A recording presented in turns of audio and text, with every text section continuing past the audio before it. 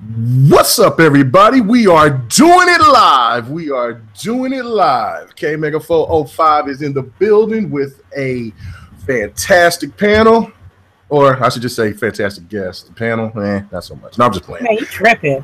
Anyway, man, it's good. It's good to be back every week, man. If you haven't noticed, man, I didn't even know if I was going to be able to do it this week, do this episode, because of the fact that I just got gutted like a frog, like a chicken earlier this morning. I had to get surgery, but got home about 11:30, took a big long nap, took a couple of pills, woke up feeling better than ever. So thank you, Dr. Carney, man. You got me feeling good. I'm back in action. I am the Tupac or the 50 of podcasting. Okay, I guess not. But anyway, we're going to move on down to the panel, man. First off, we're going to go ahead and give our special guest a big shout out. Me and him have been talking for a little while. You may have seen him on different podcasts. Hey, we're going to give a big shout out to Nukem. What's up with you, bro? What's going on, people? It is an absolute honor and a pleasure to be amongst this panel. My first appearance ever on GRG podcast. So yes, it is a pleasure to be here. Thanks for the wonderful intro and buttering my balls. I'm ready to go. We've got some stuff to get into, and yeah, it's going to be fun. Hang around, people. Yes. It's going to be absolutely fun. The topics of tonight's show is going to be absolutely lit because I think some of us is definitely split, but yeah, I'm definitely looking forward. And then unknown character just came out of nowhere. What you know what I'm saying? Man, this is what is this? You know what I'm saying? There's no more Cambodian yaks to go milk. What's going on? Man, big shout out to my boy the Don. What's up? Hey guys, yeah, my schedule changed up quite a bit. I actually think I might actually be here next week as well. So, for what it is, I'm just gonna ride that wave when I still can, and then if my schedule changes, then I'll say sayonara and then come back when I can. So, you know what I think it is. I really do. What I'm thinking it is that you and Fonzarelli are the same person. You're trolling us. I don't know about that one. Because when Fonzarelli's going, you pop up. When you're gone, Fonzarelli pops up. I'm trying to figure it out. No, I'm just playing. Anyway, so then we moving on down the list. The bum, the savagery, the pettiest person ever that I've known in gaming. Is supposedly my rival, whatever. But let's go on and give a big shout out to my right hand man. All day did you tab. Woo! What's good, everybody? Happy Friday. Fuck Kmega, and let's get this on with the show. I like that. All right, man, we're going to keep on moving on down the line, man. Hey, normally I always give a big shout out to the ladies first, but, sometimes we got to move them around. You know what I'm saying? We care to give everybody their just due. But, one of the matriarchs is here tonight. Hopefully the other one will pop up. She said she might be late. But let's give a big warm welcome to my IMG sister, Lady Infamous. What's up with you, girl? Well, hello, everyone. Happy Friday. I'm back in here. This is me, Lady Infamous 415, Grown Woman Gaming, IntermediateGaming.com, and I cannot wait till we get these topics started. Yes, indeed. All right, and man, what else is in here? I need to go ahead and look while I'm over here talking all this trash because I was about to give a big shout out to our Donald Trump, but he's not here. Where's Donald? Where's the Donald? All right, man. Yeah, he's having a bad week. So anyway, you know what I'm saying? The Flipper Man will be back here probably sometime later on today, if not definitely next week. So we move on to our newest member of the crew, man. What's up with your triple cup, Chuck? What's happening? Shit, what's happening with you? I'm cooling. Me personally, you know what I'm saying? Laying back, chilling while everybody going ballistic around here. I bought a whole bunch of different topics. We're going to touch a little bit on something, you know what I'm saying? Everybody on the chat, everybody on the panel, I see you. We're going to talk about some games, more games. Well, it's your boy Triple Cup Chuck, and I'm up, and I'm ready to do this. Let's get it. Man, I'm telling you. We're doing it live. We doing it live. We are ready to go. So, man, without no further ado, man, let's go ahead and get it started. When everybody else wants to come in later on, we'll go ahead and let them give their introductions. But, man, let's the first topic. Right off the bat, and I'm going to go to you about this, Noof. Man, has Xbox, the Xbox is going through a rough period right now. But as for gamers, has the Xbox One, have they failed us? Yes and no. I mean, as of right now, they're letting us down big time. Mm-hmm. But I'd say in the general sense is no, because they have delivered a lot of the big games that we know and love, like the Forza, Halo, Gears, more Forza coming up. And we've had some great games over the past couple of years, whether they were critically acclaimed or not, like Quantum Break. I mean, a decent title, but Record. We've had a lot of variety. We've had some good stuff. And there's a lot of indie titles and ID at Xbox titles that are coming out on a day-to-day basis. So from that perspective, you know, they're trying to do their best, but I can't hide the fact that we've hit a massive lull right now, and with the delay of Crackdown, it looks even worse. Like, if it wasn't for the excitement building around the Xbox One X, I mean, boy, like, this would be a very sparse year. And yeah, so yes and no. I mean, the first half of the launch of Xbox One was pretty good. The last couple of years weren't too bad, but we've hit a shitstorm here right now. And there's no covering this one up. You can't cover the stink with Febreze. It's they got to get something going. Something is amiss. And if next year, if they don't deliver, come 2018, if we start seeing those 2018 games start to slip into 2019 and beyond, boy, it's there's gonna be a lot of angry Xbox fans. Let me tell you that much. Okay, so what do you think is the miss? I mean, you know, if you could just give us a little bit of what's Xbox missing. You got to start out with some of the most anticipated titles. We go back to Fable Legends, right? A highly anticipated title that was almost finished and then just got dropped off the radar. You know what I mean? Then you move down the line to a game that was highly touted right from almost launch. That was Scalebound. That was a huge disappointment to a lot of fans. That sort of thing. And you know, and we're crying out to get new IPs, and you finally get them, and then they get canceled. It doesn't really matter the reasons why. At the end of the day, it's a game that's not coming out. And then finally, you know, there's not a whole lot of showcase titles coming out with the Xbox One X when the fall comes. So, you know, to have Crackdown slip into next year, it's just a major disappointment. I mean, I agree with people when they say you want the game to come out and be the best it can be, because a damaged game is only going to hurt its reputation and future installments of the franchise. So you're better off having a good game, even if it is late, than a fucking shitty game that's early. It'll do way more damage. But all I can say, man, overall, is it's just a lot of disappointment. And then you also look at the fact that a lot of Xbox fans, at least we wanted the $399 Xbox One, and then it came in at the $499. And even though that's great value, it didn't exactly blow anybody's minds back at E3. It's kind of like, yeah, it's worth it, but you know what I mean? Like, we need more reasons to justify investing in the X right now. And overall, like I said, it's a bit of a disappointing time if you're an Xbox fan. Okay, all right. Well, you know what? Man, we're going to move it on down. I'm going to get your input on this, Lady Infamous. What do you think about this? Have the Xbox One, not the Xbox overall from, you know, its predecessors, but the Xbox One, has it failed us as gamers this generation? I was failed is a strong word for me. You know what I mean? I don't think they failed us. I think they're just making us disappointed, I would say, because Scalebound was supposed to be our shit. It was supposed to be that was supposed to have been our game to shine and make sure we was popping. But I'm gonna be honest, completely honest with you. Crackdown was the first game I played when I went to E3, and I didn't spend. And mind you, in the after party, you could have spent longer times playing those games if you wanted, and the lines was way shorter. But I spent about 15 minutes playing in that game.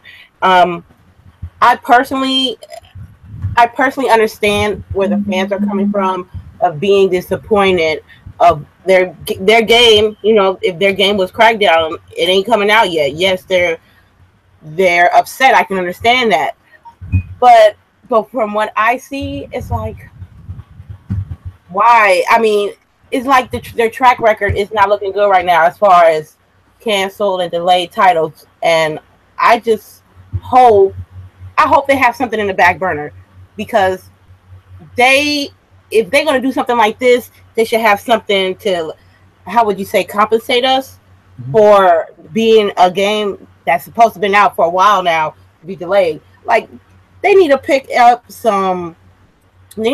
Fable. They need to do something with that, because people will like that. They could turn that into an exclusive. And another thing as well, people like the Dead Space series. They should have picked that up and do something with it to bring something towards Xbox. But what I'm seeing now, I don't know, man. I'm just, as a consumer of Xbox, I'm just sad right now. As a person of games, I'm not really tripping on Crackdown because if I like a game, I'm willing to wait. I'd rather it be delayed to be canceled. So that's how I feel about that. Okay, all right, cool. All right, we're going to move on to you, the Don. What do you think about this? What is your thoughts about Xbox? Have they failed you as a Xbox One owner this generation? Where you stand on this? As a consumer, Yeah. this generation, no, not at all. No, obviously, you can't look at this Christmas season. Listen to this. Being messy. Yeah, ahead, let him just have his time. Yeah, you good? You good there all day? You got it out of your system? But no, I mean, obviously this one hurt a lot. Crackdown was one of those games that I was looking forward to the day that Phil Spencer wore it on a shirt on Jimmy Fallon, right? Like, I wanted a good Crackdown since Crackdown 1. Everything that people have told me about it, I wasn't unhappy with the game where it was at and that sort of thing. I understand why they have to backtrack it. There's probably more to it than a lot of people realize. But at the end of the day, it was a game I wanted to play regardless of the Xbox One X coming out or not. That's the one I wanted to play this holiday season, and that is an empty void. But outside of that, they delivered third party? Yes. Have they made their hardware better over the generation since launch? Yes. They hit all the boxes. The only thing I've been a little disappointed in is the party chat system. Outside of that, like I've been happy as a consumer with them. No doubt. I definitely am feeling what you're saying, Don. Okay, we're gonna move it on down to Triple Cup Chuck. Man, what is your stance on this? Where are you at, man? Are you feeling that the Xbox brand has failed? The Xbox One brand has failed us as gamers? I mean, because there's a lot of people that's so upset, they're so blatantly just so pissed off, and that there's some people that I've read in chat saying that they're selling their Xbox Ones, things like that. I mean, is it that serious? Is Xbox failed you? Hell to the no. I mean, to be honest with you, Xbox haven't failed nobody. I mean, when they came into this generation, even though people like to talk a lot of noise and talk down about Microsoft, but with Xbox, when they came to this generation, they were trying to be innovative. They were trying to bring something new. Sometimes it don't work out. Sometimes it do. And when it do, you get a gold mine.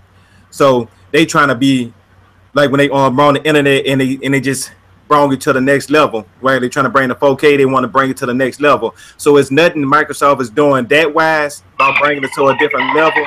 We got a sighting. I'm sorry, man. I'm sorry. I'm gonna let you go ahead and finish, but we got a sighting. I think our Donald Trump is came. There's our Donald Trump. What's up with you, bro, man? Let Triple Cup do his little thing, and then we'll go ahead and we'll get to all day. Then we'll get to you. Go ahead. Yeah, go ahead. I mean, you know, I just wrap it up though. You know. No. Keep it going. No, bro. Go ahead. I'm done it. I don't think you can say is he country. But the thing about it is though, they ain't disappoint me. I mean, long as they trying to do something different, they trying to bring something innovative. They listening to us. You know, I can't be thinking they're gonna hit 100 every time. I mean, even with the PlayStation, you know, they got people, they got certain expectations of PlayStation and the stuff that they doing for PlayStation. They like, so you know what I'm saying, it's not a letdown. They bringing fun games. We got third party support. You know, it ain't one of them systems where they don't have third party support. So when they do take these chances, at least we had a third party to back it up. You know, some systems don't have that, so they can't make a mistake. They got to keep bringing the games the same. But me personally, no, whatever they doing right now with the games, people saying we don't have no games, but this year right here is the year that Xbox games is at its lowest, but PlayStation game is at their highest. And if you look at it, they highs and our lowest when it comes to games, like real games, they about what when we at our lowest and they at their highest. So we could take that lick saying we don't have no games because there's no games for us, but this is something that they used to, so it's the norm. So that's why we can't really throw that back at them. So this is my thoughts about, like, I ain't nothing that people could say that could discourage me about this generation, because I'm enjoying it and I'm having fun and I'm enjoying the ride. Even when they doing these updates with the home screen and stuff, it's ignoring, but I'm going along with the ride. All right, you know what I'm saying, and that's what this topic to me is basically about is getting everybody's opinion. So we're going to move on down to Mr. Petty himself. What is your thoughts? Has the Xbox One failed us for us gamers this generation? What do you got to say about this all day? I mean, a definite fail, I would say, to a lot of people, probably not. If you're a fan, I mean, you're probably still content with what you got, right? Yeah. But when it comes to being in the gutter, right, that's where they're swimming at. They all float down here. Remember that? That's what's going on, bro. So what happens? Go ahead. Go ahead all day. But anyway, a spade is a spade, right? Like, let's talk about it. Xbox, the original, right? Go ahead, man. What monumental game did we have there? Xbox is mainly multiplayer focused, right? Right. What game do we have? Yeah. The original Xbox. What game? I'm asking. What game do we have? For the original OG, that was Halo. Yeah. Okay. 360. What do we have? Gears, Halo, exactly. Forza. Gears, right? Hey, from Forza, right? What do we have now? We got Gears, Halo, Forza. We have right. Well, I'm trying to look. See how that sounds? Yeah. But did you see how that sounds though? Yeah. There's not a new big innovative title to push the quote unquote multiplayer, which is mostly their selling point on this side of town, right? Nothing propelling that, right? Like PlayStation had its. I mean, if you want to do the comparison, like we always do, even though we don't need it, they hit their stride already, right? We're in our 4th year, correct? About to be, right? 2018, right? Yep. We should be in stride already. We shouldn't have these droughts. We shouldn't have these cancellations. Shouldn't have these delays, right? It's too far in the game for that, right? As a consumer, as a gamer, I'm more disappointed. I wouldn't say failure as a definite thing, like, oh, they failed, because I mean, there's still reasons why I use my Xbox. I talk to a lot of people, you know, I play multiplayer mostly on there because, you know, PlayStation crowd really don't talk that much, right? So there is perks to the Xbox, right? Yes, I agree. But at some point, it starts not to be not enough, because everything resorts back to games. No matter, fuck the UI, fuck the controllers, fuck all that garbage, right? We care about the games, the software. That's important. So when you see that diminishing and then not striving to do better, right? Phil said he put $1 billion in the games, right? All that investment is probably for the next Xbox, bro. You feel what I'm saying? So, yes, there is a big disappointment here. I mean, this is not the Xbox I remember where I started. This is not it. I was content with the 360. I was content with the original Xbox. Now, I'm uncertain. And I should never feel that way, ever. You know what I mean? Okay. So, like I said, I was not going to interrupt anybody. Sorry, Triple Cup. I had to because, you know, our boy Flipper came in. I mean, not Donald Trump. You know what I'm saying? I had to. I have to get him in. You got to have a moment of silence. Yeah, moment of silence. And then when we talked to, and then when Fonz really come up here, man, he set it up with that little pic of him on Destiny, man. Sweet music is always going to be his little trademark. So anyway, I just gotta find some noises for Don, like, you know, some kind of eagle, some kind of animal, some wildlife. I want some choir sounds. So when I'm preaching, sometimes when you start preaching, the organs, like the organ player and shit like that. I will start. You know what? I'll start playing. I get the damn Flipper. I ain't get no choices. Because you used to be swimming instead of playing basketball. With you being 6'6" and you over here swimming, you trying to be. Bitch, I was just a better swimmer than I was a fucking ball player. That doesn't mean I couldn't play ball. That's not wrong, man. That's a dolphin. A dolphin is solid in the water. So I mean, I'm just giving you props. Look, my breaststroke was better than my jump shot. Yeah. So anyway, so back to all days. Hold on. Before you get to that, let me get LiveWire's point of view of this, and then we'll just have a free fall on it. LiveWire, what do you think about it? Has the Xbox brand failed you this generation because of the delays or just the bad situations that's been going on? Where do you stand on this? I don't really feel it failed me. I mean, I still play a ton of games. I mean, shit, there's a lot of shit to play. Like as a gamer, like a real gamer, like if you're playing a lot of games, you're open to playing more than just AAAs. There's a lot of shit to play on Xbox. But if you're a hardcore, like you only play Halo, Gears, Forza, especially if you're a Forza fan, I mean, there's no complaints. I don't see anybody who loves Forza complaining at all. Same thing with Halo fans. Halo fans, they might not have liked the story. People that are, you know, maybe the single player focused, but people that play multiplayer, they have no complaints. They actually love Halo 5 way more than they ever loved Halo 4, which is funny because the people that complain about Halo 5, you know, didn't complain about Halo 4 because most of them didn't play multiplayer. They're not multiplayer Halo players. They just played the story and that's it. They just, you know, oh yeah, it has multiplayer, but I don't play it. You know, so I don't know. It depends on your perspective on it. To me personally, I don't have any issues with it.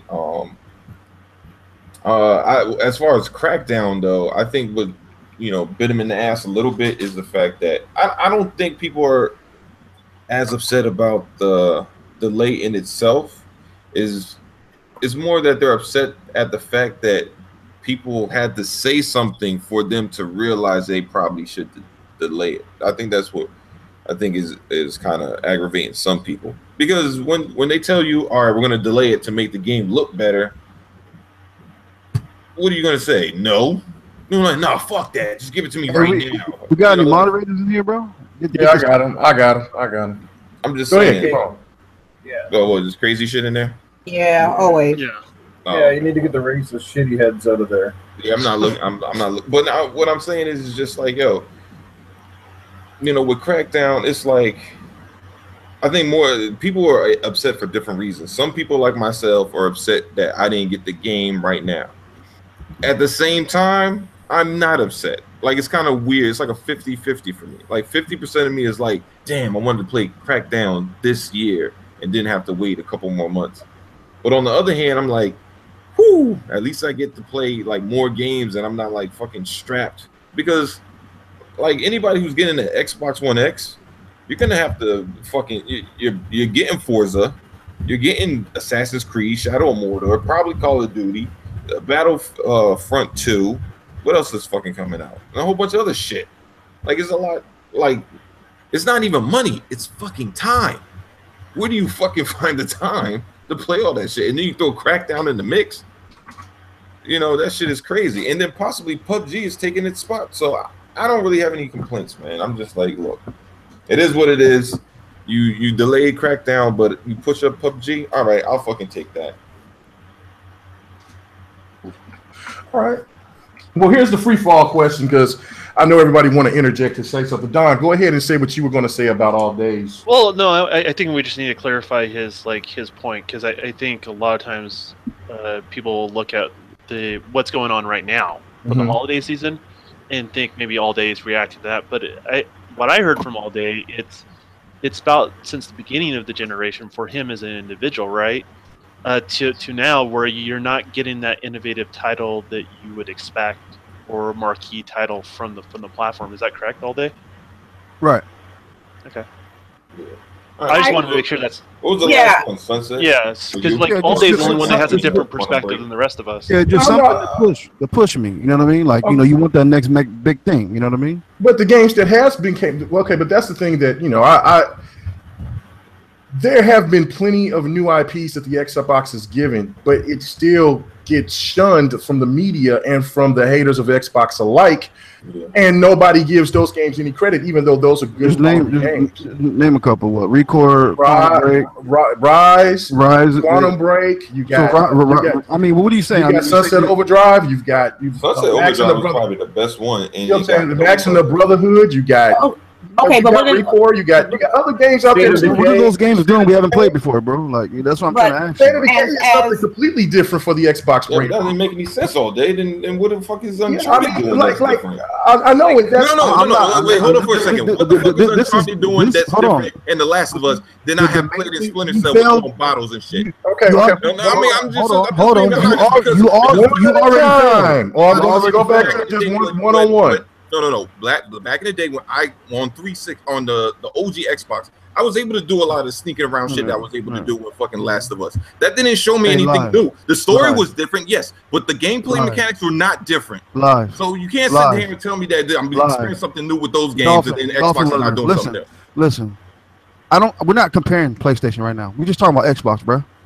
Yeah, but I don't give fuck what they doing. Fuck what they doing. But what I'm saying is, but you can't turn around and say did PlayStation have a Halo? Anything new with Sunset Overdrive? Then you can't say that. Did PlayStation have a Halo? Did PlayStation have a Gears of War? No, they didn't.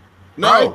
Okay then. Why are you comparing PlayStation 4? But because the fact that, because you know what, this is the thing. We're talking Xbox right now. This is the thing all day is that if everything is when everything that's in the gaming news and in the gaming circles, it is compared to PlayStation. PlayStation compares themselves to Xbox. They don't even really compare themselves to Nintendo because they know that they would get destroyed in that debate. Because when it comes to exclusives, Nintendo dominates everything. We're talking about home base right now, bro. Stop the comparison.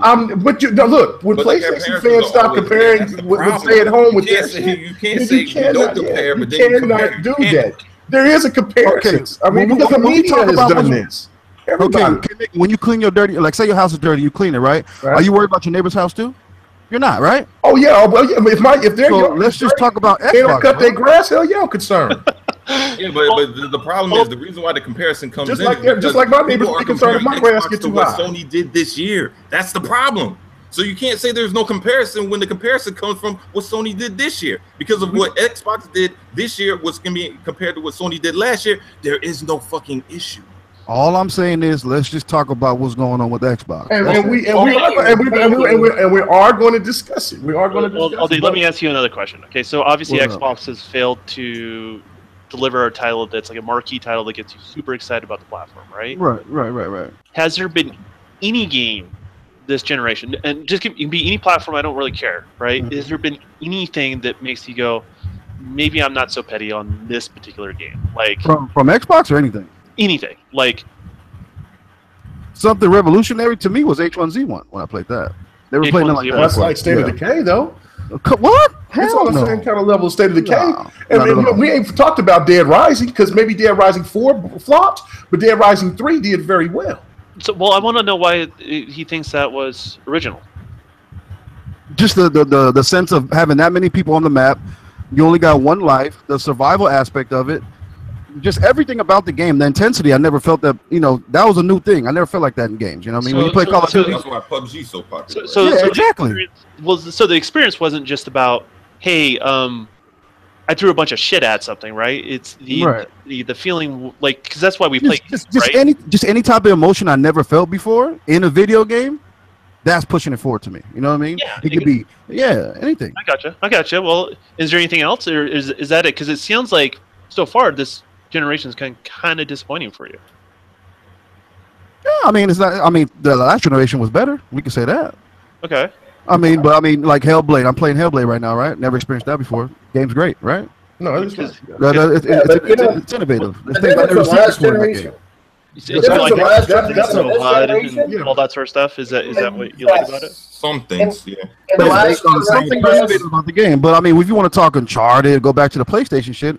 We've played that for how many years now? Around a decade. You know what I mean? So we know what to expect with that. So that's what I'm trying to illustrate by asking you those questions, right? Like, if you want to draw the parallels, like you put Uncharted in the same window as Halo. You put, maybe I wouldn't say Last of Us because Last of Us hasn't been around that long, but hasn't done anything. But Uncharted isn't anything innovative. It's a good game, but I mean we've been playing that type of game since PlayStation 1. So yeah, it's been a compile of a bunch of games that makes up a decent game, right? But Xbox has been the leader of innovation when it comes to playing things you've never seen before. Halo, Gears of War, we've never seen that before. And that's why Crackdown's been a disappointment. So as a consumer, you bought your Xbox expecting that, right? Of course. New experiences, of course. Exactly. So that's why you're disappointed. I'm just trying to illustrate, like, I'm trying to dig it out of you, right? Like, why you really are disappointed in it, so we can all relate, even if we don't share the same opinion. Right. So I mean, all day is totally entitled to that because Xbox has delivered good games, but they haven't delivered innovative games. I mean, that's can be fundamentally argued. Mm.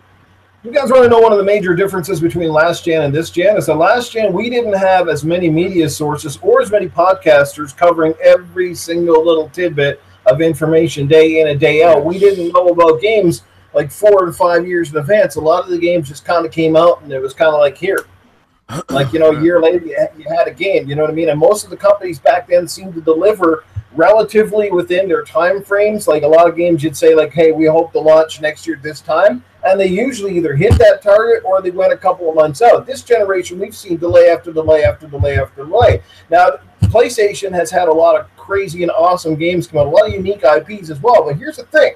A lot of those IPs actually started in the late life cycle of the PS3. They're now been ported over and upgraded, so it looks really good on their portfolio. But all I'm saying is, don't forget that a lot of those games, like Nier Automata, started on the PS3.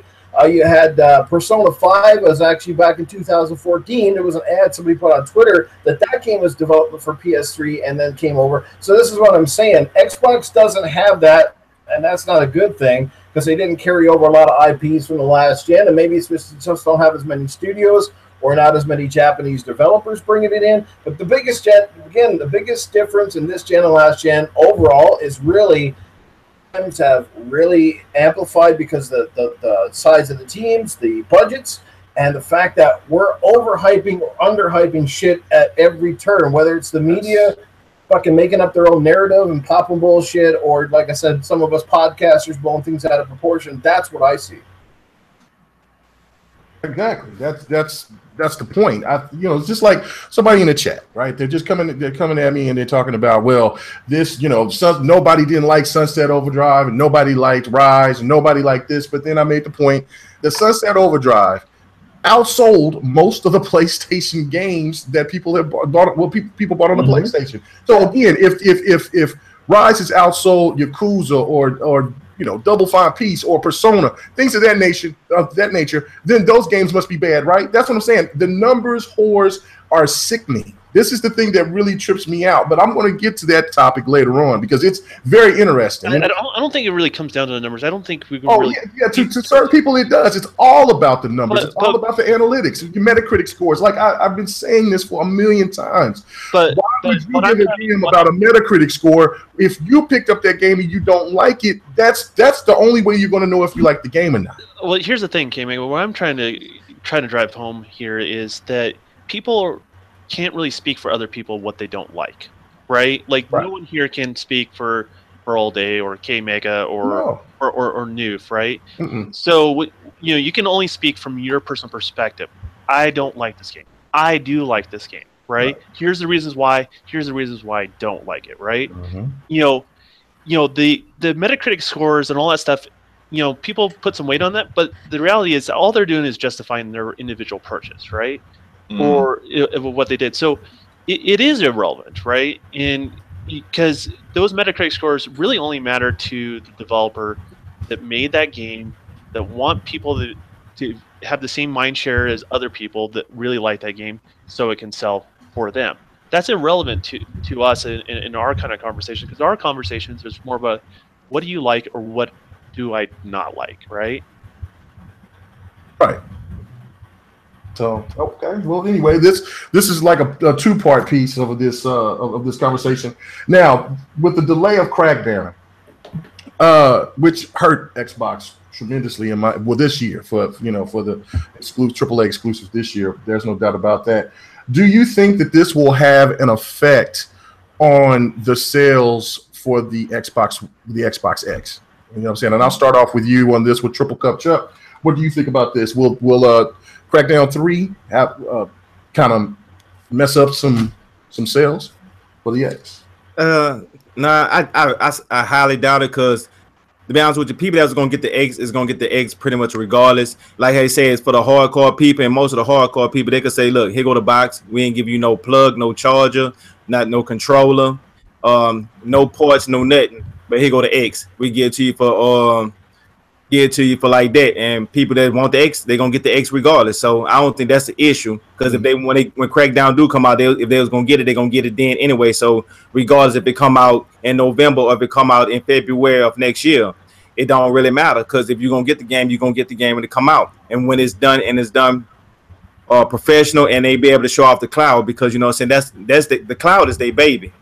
Crackdown is just the Sarah Condona, the host, just holding a baby. Because if they could use that cloud the way they want to use that cloud, it's going to go for everybody. Everybody going to want to use it. Everybody going to put their hands in it, and that's what Microsoft want to do. So Crackdown, they going to make sure that game come out right, even if it don't come out with the X. But they holding that baby back there, and that's those Azure sites just put on the keep so people could be able to use them. I mean, that's pretty much what my thoughts is about it. Yeah. All right. What about you, Infamous? Where you stand on this? Do you think that the Xbox X will have a problem with sales just because of the Crackdown delay? No, because it's just so much anticipation for this piece of hardware that it's not slightly, but not like dramatically. You know, it don't matter if true fans, true fans of Xbox consumers is going to buy the Xbox and enjoy it. They're going to buy the new Xbox, enjoy it, and wait till Crackdown come. If other than that, there's going to be just the real sensitive people, the real sensitive motherfuckers that be like, "Oh my God, Crackdown is delayed. I'm not buying an Xbox One X." Then that's cool. That's their business. But no, it's not going to hurt sales. I think they'll pick up more when Crackdown do get released. There'll be a slight pickup on the sales, but as far as this holiday season, as long as they have like something in their back pocket to like compensate for all the like disappointments of what Xbox done with the years, as far as games is concerned. So that's all I'm just waiting on. All right. What about you? No. I'm just saying no, it won't hurt the sales. Oh, okay. All right. What about you, Noof? What do you think? I mean, will this affect? I mean, because it's everywhere. It's everywhere. Now, I'll even add to this, and you guys can interject to this part. Like, there's articles. There's articles that saying that Xbox should close down should basically sell off the Xbox. Microsoft should sell off the Xbox division because of this year's lineup of games. What do you think about this, Noof?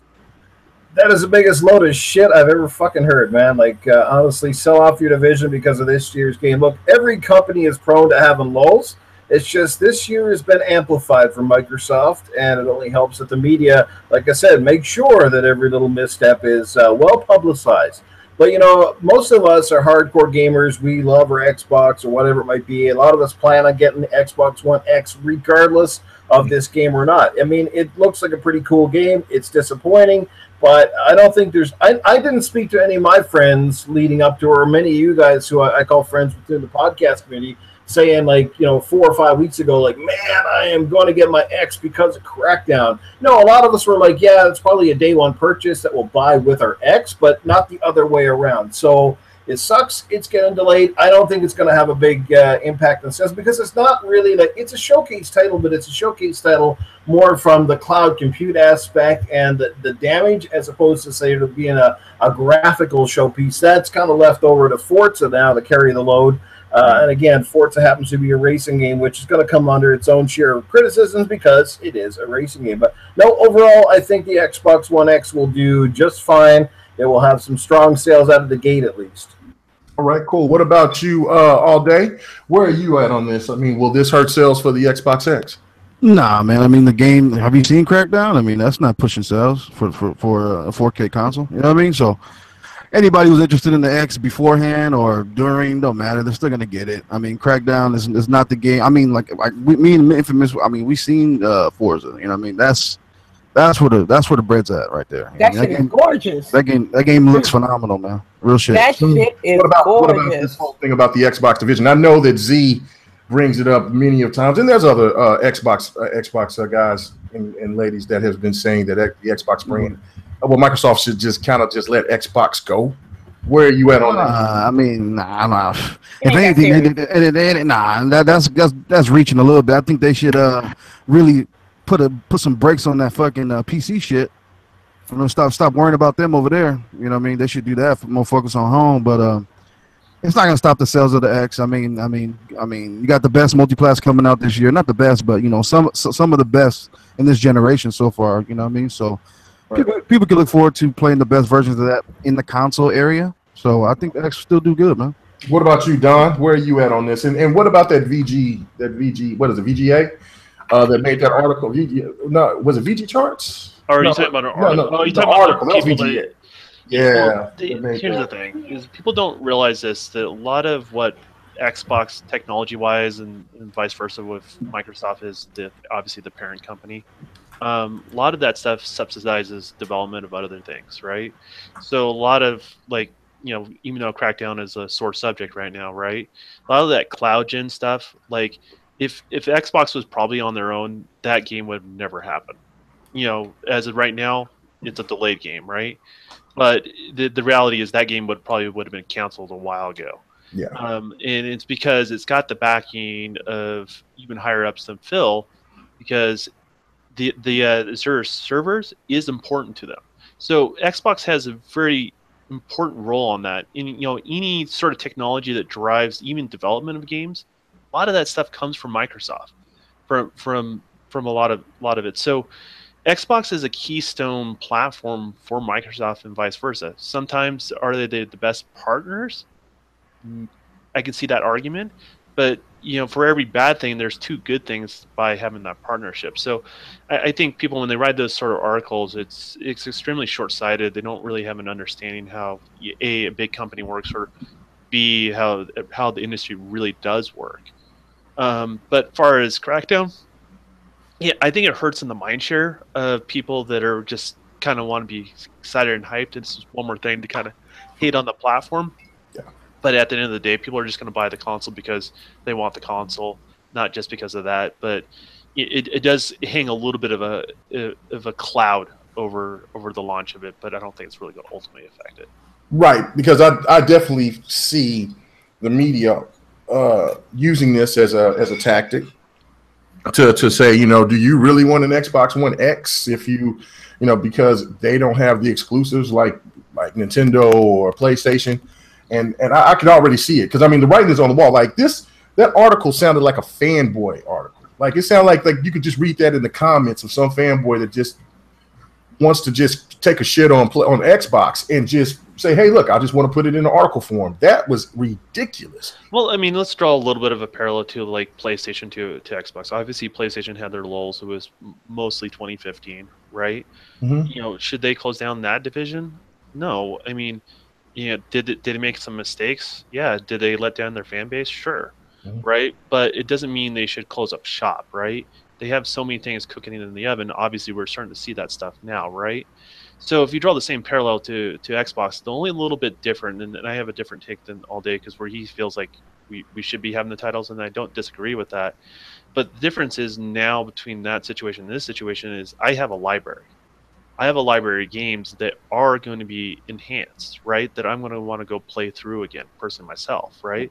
So the system has a lot of value from that standpoint for me personally, in regards to. But a canceled game is never good news for somebody, or a delayed game is never good news for the major fan base or people that are looking to buy into that system.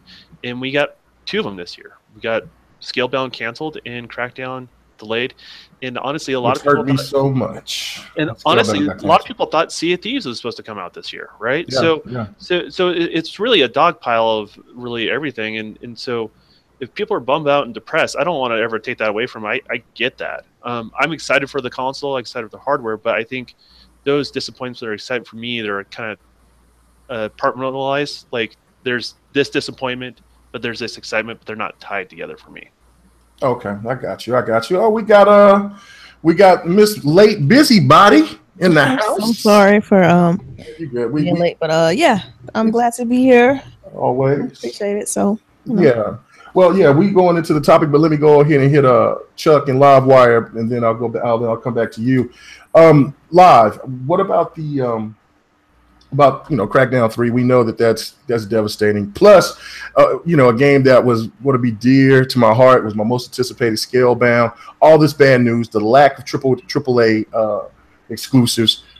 Will this ultimately affect the sales of the Xbox One X? Well, no. Scalebound's old news, and anybody who's saying they're not getting Xbox One X for Crackdown is a goddamn lie. I'm just saying. I'm just being honest. You're a fraud, because that'd be like me saying, "Oh, I'm not gonna get the X for Cuphead." Like that shit is not gonna look much better on the fucking X. Like you just out there just saying shit. You can't afford it or whatever the case may be, but you wasn't getting it anyway. Like this shit doesn't make any sense. That's you straight up clowning out there. Like anybody who's gonna get the X is gonna get it so all their games look better, not just for one specific game. Unless you like a diehard Gears or Halo fan, they might go out and get the X. Like I have a friend who only plays Halo, and he's gonna go get the X just for the 4K version of Halo. That's all he plays. He has Shadow of Mordor. He has fucking what was that? Injustice 2. Don't play the shit. Don't play it. All he plays is Halo. So yeah, he might go get it, but like these people talk about, I was going to get it for Crackdown, where the main thing about Crackdown isn't its visuals, is the cloud computing. Like they're frauding. There's just a bunch of clowns out here, man. Yeah, there's a lot of frauds out there. I will agree with that. You know, but I mean, but there are some people that anticipated Crackdown, and it could. Yeah, but they're not going to go. Yeah, but they're going to if they're anticipating Crackdown, but then are now saying they're not going to get it because get the X because Crackdown's coming. Come on.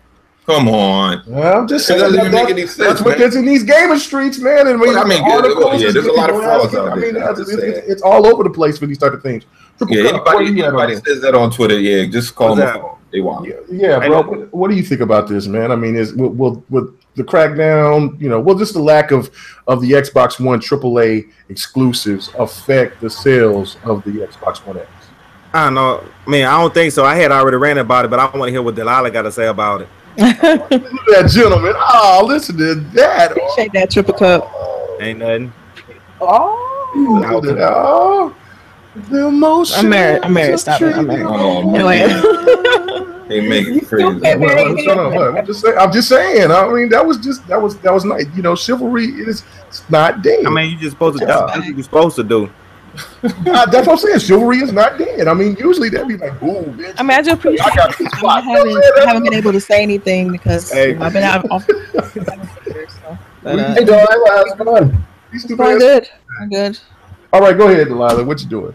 Go ahead. What's your thoughts on it? So we're talking about Crackdown, right? Crackdown 3. Yeah, we're talking about just Crackdown and the overall thoughts of because you know of people saying in articles that's been out there that's saying that this is going to affect the sales of the Xbox One X because of the lack of AAA. No, absolutely not. People are already clowning the game anyway.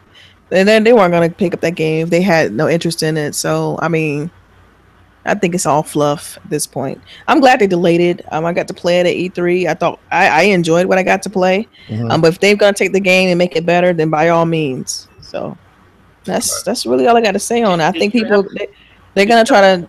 Sorry, did you have complaints about the game yourself? Me personally? No, yeah. I thought it was fun. But see, you got to think about it though. I liked the first game. I really liked the first Crackdown. So for me, it was right up my alley. So it played like the first one. So so you would say maybe it plays very similar to the first game. It's just a lot more clearer, tighter, like that for me. You know. So you would say it's maybe loyal to the fans of the. Absolutely, it's a Crackdown. It feels like Crackdown. It plays like Crackdown. If you enjoy Crackdown, you would definitely enjoy the new game. But would you say it would draw new people in? Not really. Not necessarily. I don't think it would bring in new people. I think I feel like it need more time. So I'm glad that they delayed it. I mean, to me, it's just gonna work out. So that was part of the problem, right? Like, you know, diehard fans like myself, and you love Crackdown, not Crackdown 2, Crackdown 1, right? Right, exactly. The transforming cars, transforming characters. Yeah, you know, the orbs, like everything, being able to target different parts of the body was still there. Any little thing, little nostalgia factor you found in Crackdown was already in this game. So wouldn't you say the problem was not that they didn't get the core fan base, but that franchise needs to grow, and it didn't really. Yeah, it needs something. It definitely needs something to show that it's grown, that it's, you know, in this current market. So that's cool. That's cool. What about you, Triple Cup? Where you at on this?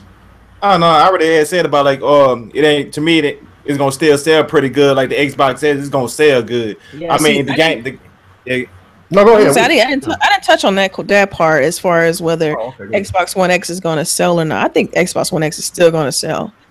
regardless. But I think that even with them delaying the game, it gives them more time to promote it better, to make the game better, to just kind of build more hype around the game, because they, the times they did show the game, they ruined, like, both times they had the opportunities to show the game. So this is kind of like them hitting a reset button on, okay, let's get it right this time, because I mean, they did an undersold recore when they did that game, and so now with them being able to just kind of hit a refresh button on Crackdown, and we know it's coming, so Yeah. I think it's. I feel the complete opposite. I think the Xbox One X is still going to sell. It won't even matter. Did I get your opinion on that all day? If I did, yeah, you did. Oh, okay, you think it's going to affect the Xbox sales? Hey, you say what?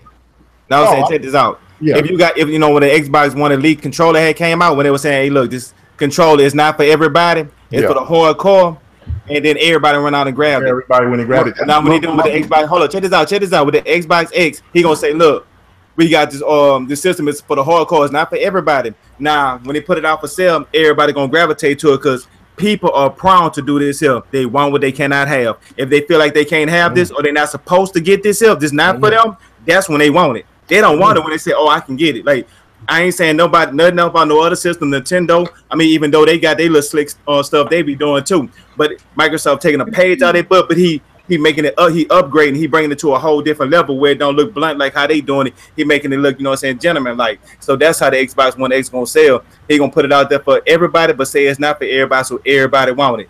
Let's get it. Oh my goodness!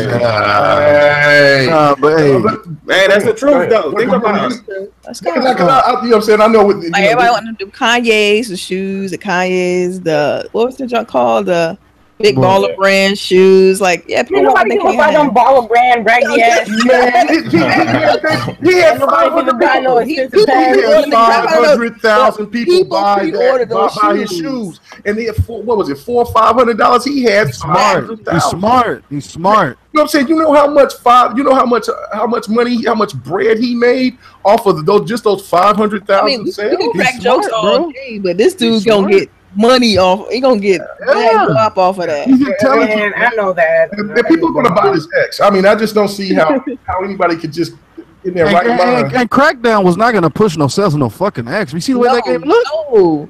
That's the thing. It wasn't gonna sell consoles anyway. It wasn't it's not a graphical showpiece. No, but when I played the game, like whenever super mega big sellers. I mean, they did okay. I mean, obviously they had two of them, but if anything, it'd be kind of like people more like standoffish due to the last iteration of it. You know what I mean?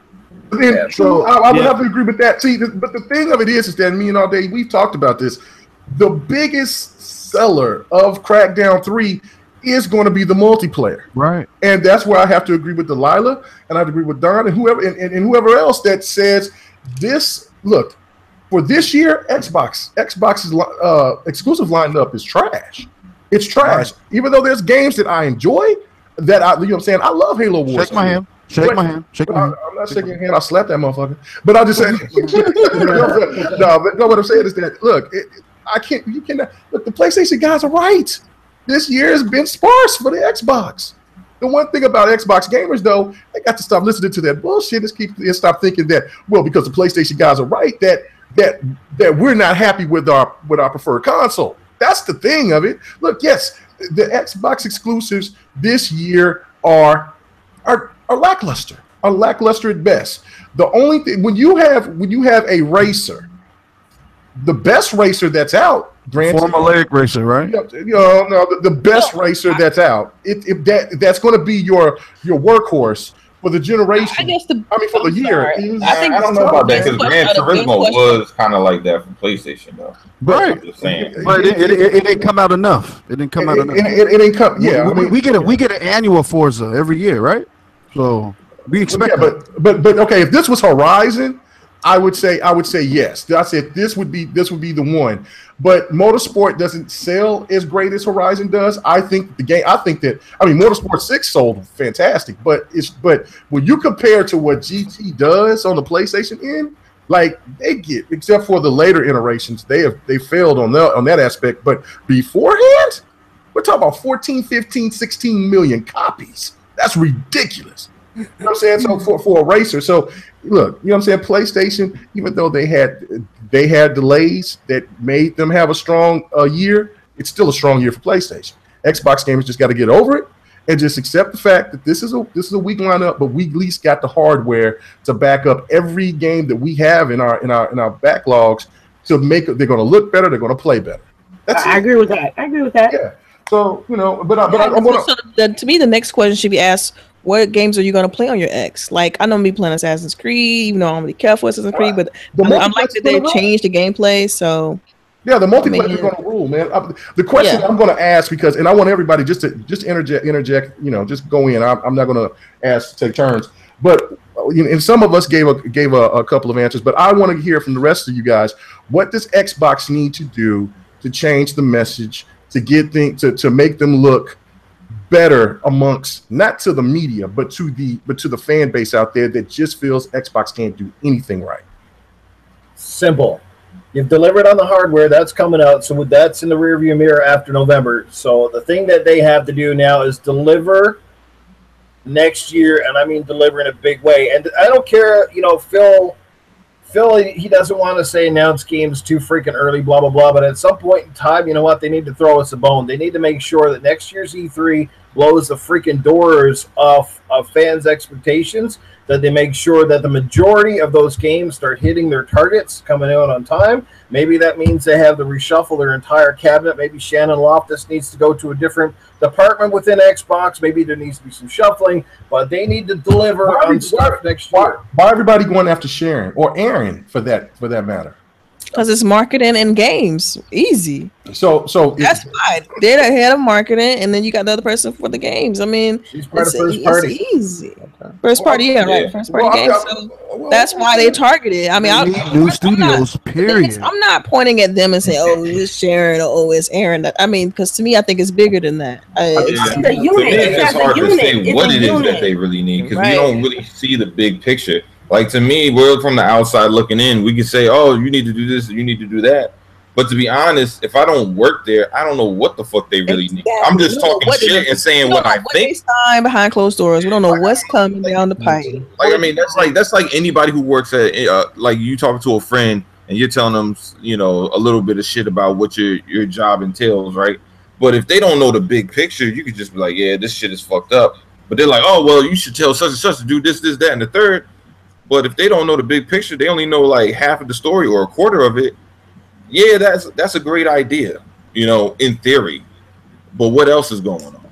Like, to me, like, you just spewing shit. But until we really know, which we won't, we don't know shit. We don't know shit. There's two sides to every story, and a lot of people, yes, like to think that we all know how to do everybody else's job better than we do. I mean, like, that's everybody does that in every line of work in this. You know, you walk into a fast food place and somebody's a little bit slow. I can flip a burger better than that motherfucker.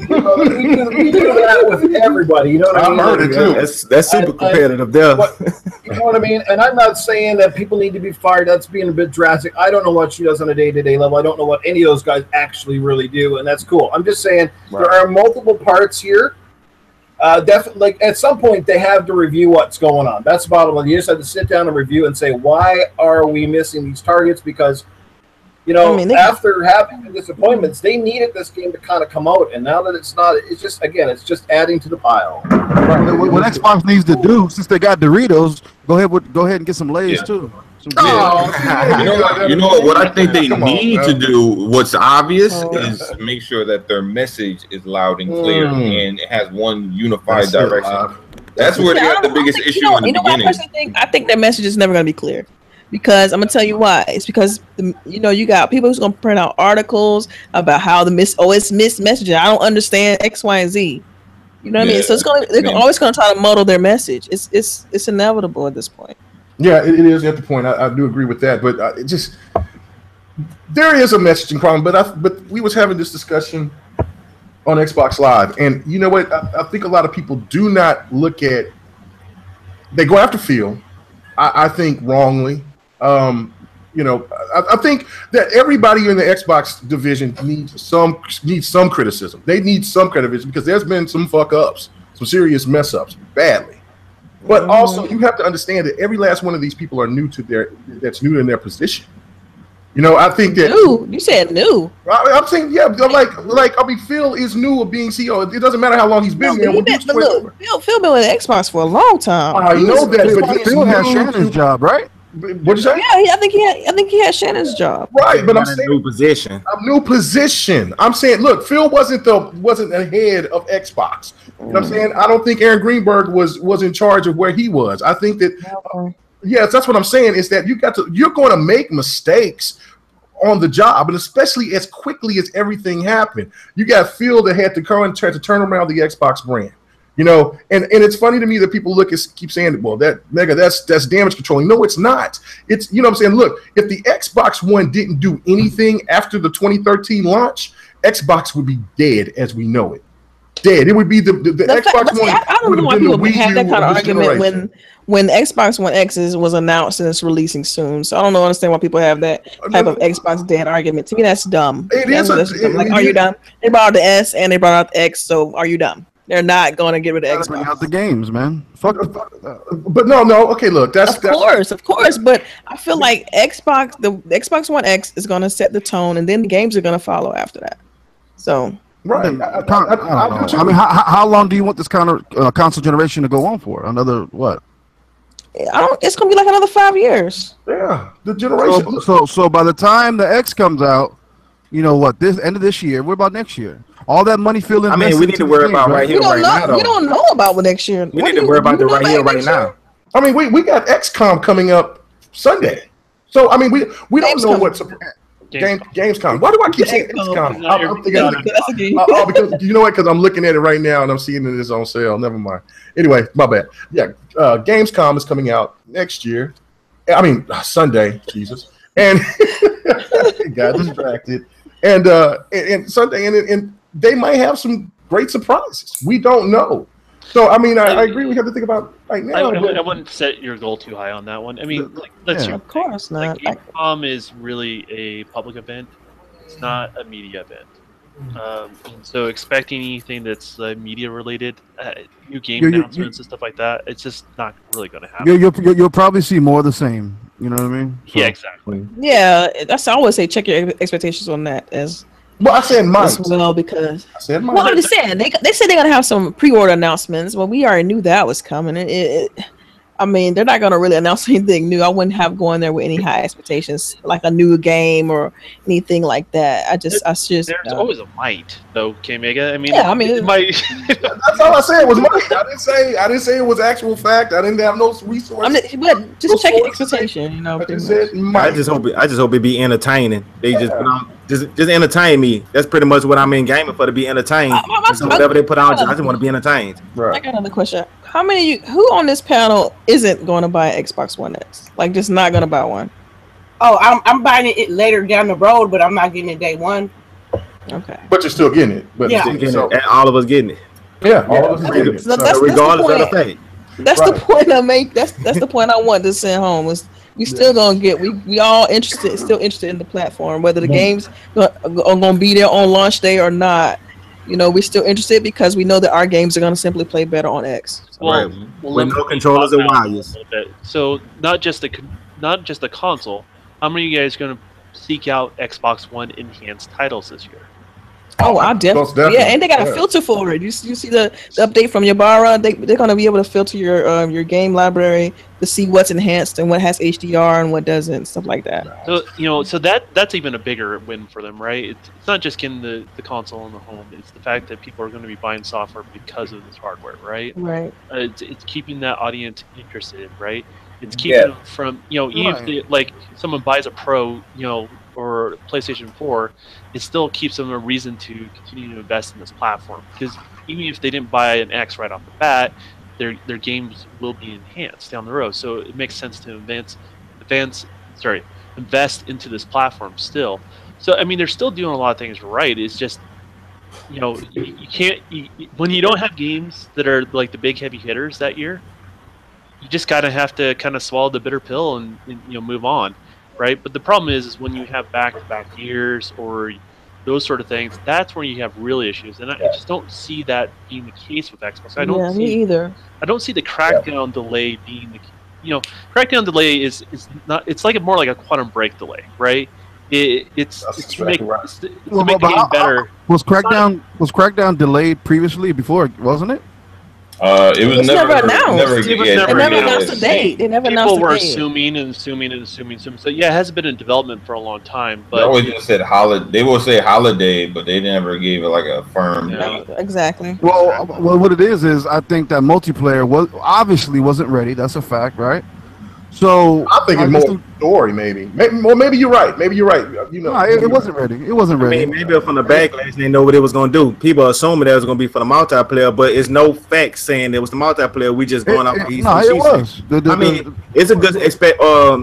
They put a press release out about it being multiplayer. No, they said they was polishing up the game. There's conflicting reports. I'm going to say this. There's two major studios. There's actually three, but two major studios working together kind of independently to kind of make this complete title, right?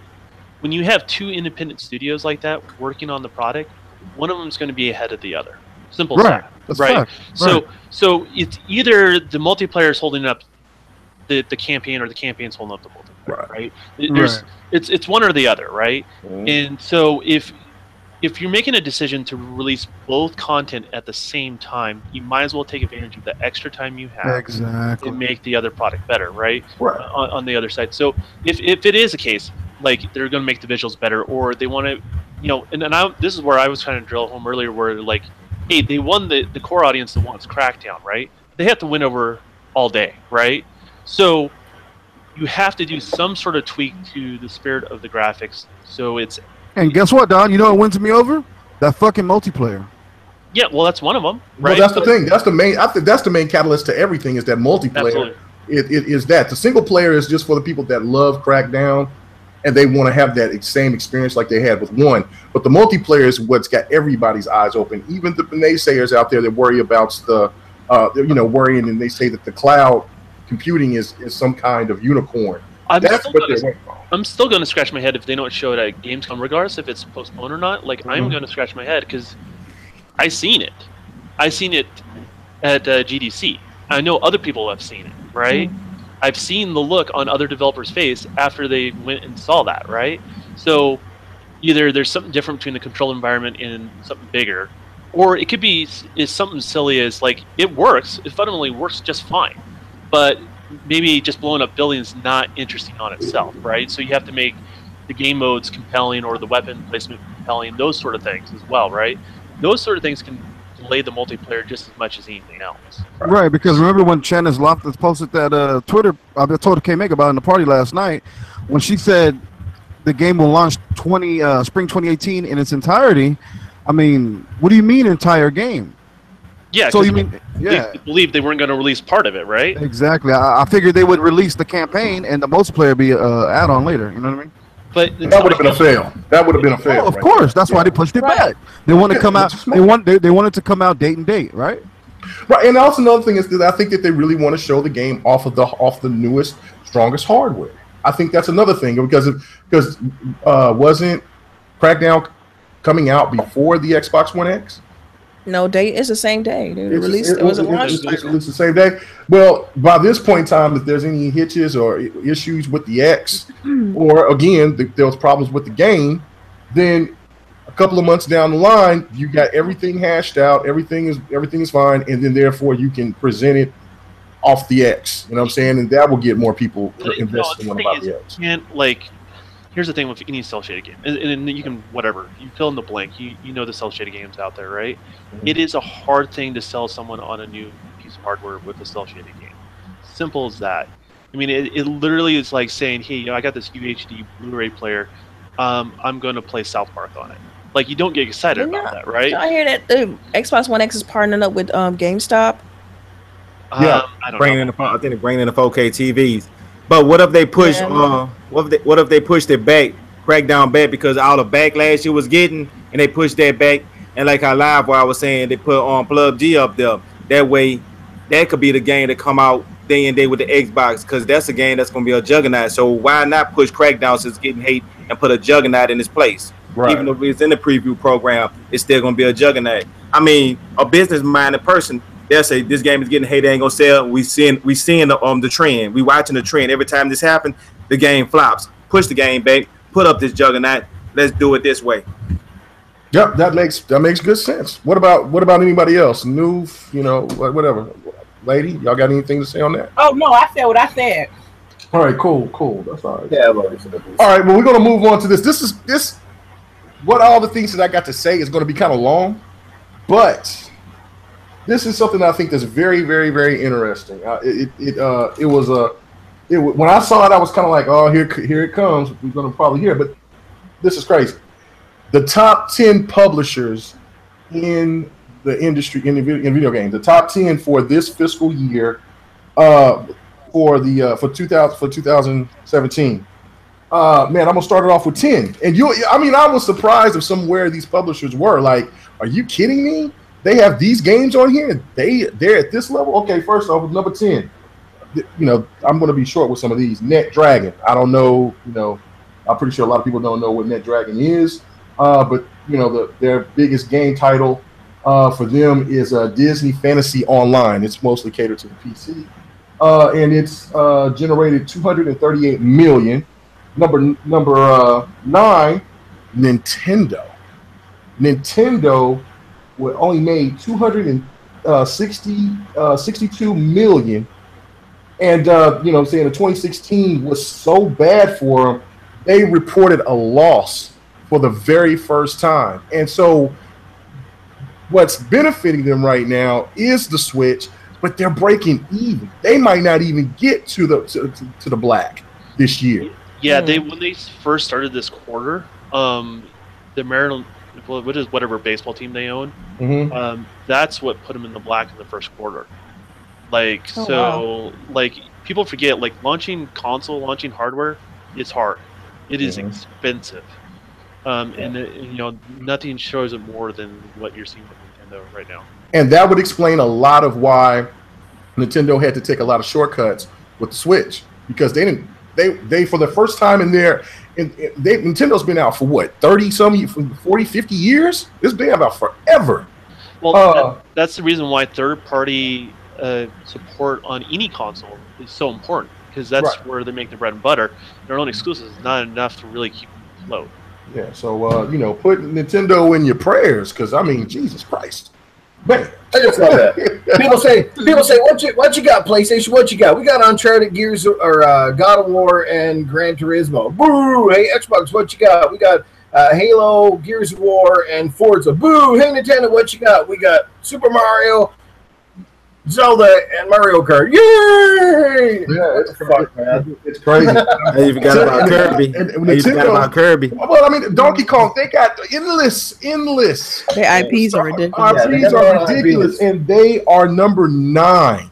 And that's crazy. And they are just about to break even. They're not fully there yet.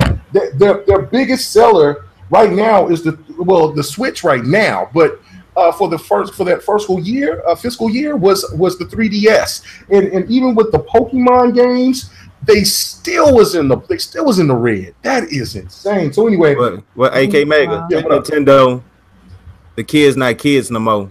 Maybe they'll get it from there. I guess that tells you that exclusive alone can't hold up your platform. That's a fact. So I guess that should just tell people shut the fuck up about all that exclusive shit, because that shit don't mean shit then. Nah, that's not as much as people think it do. It still matters. It still matters.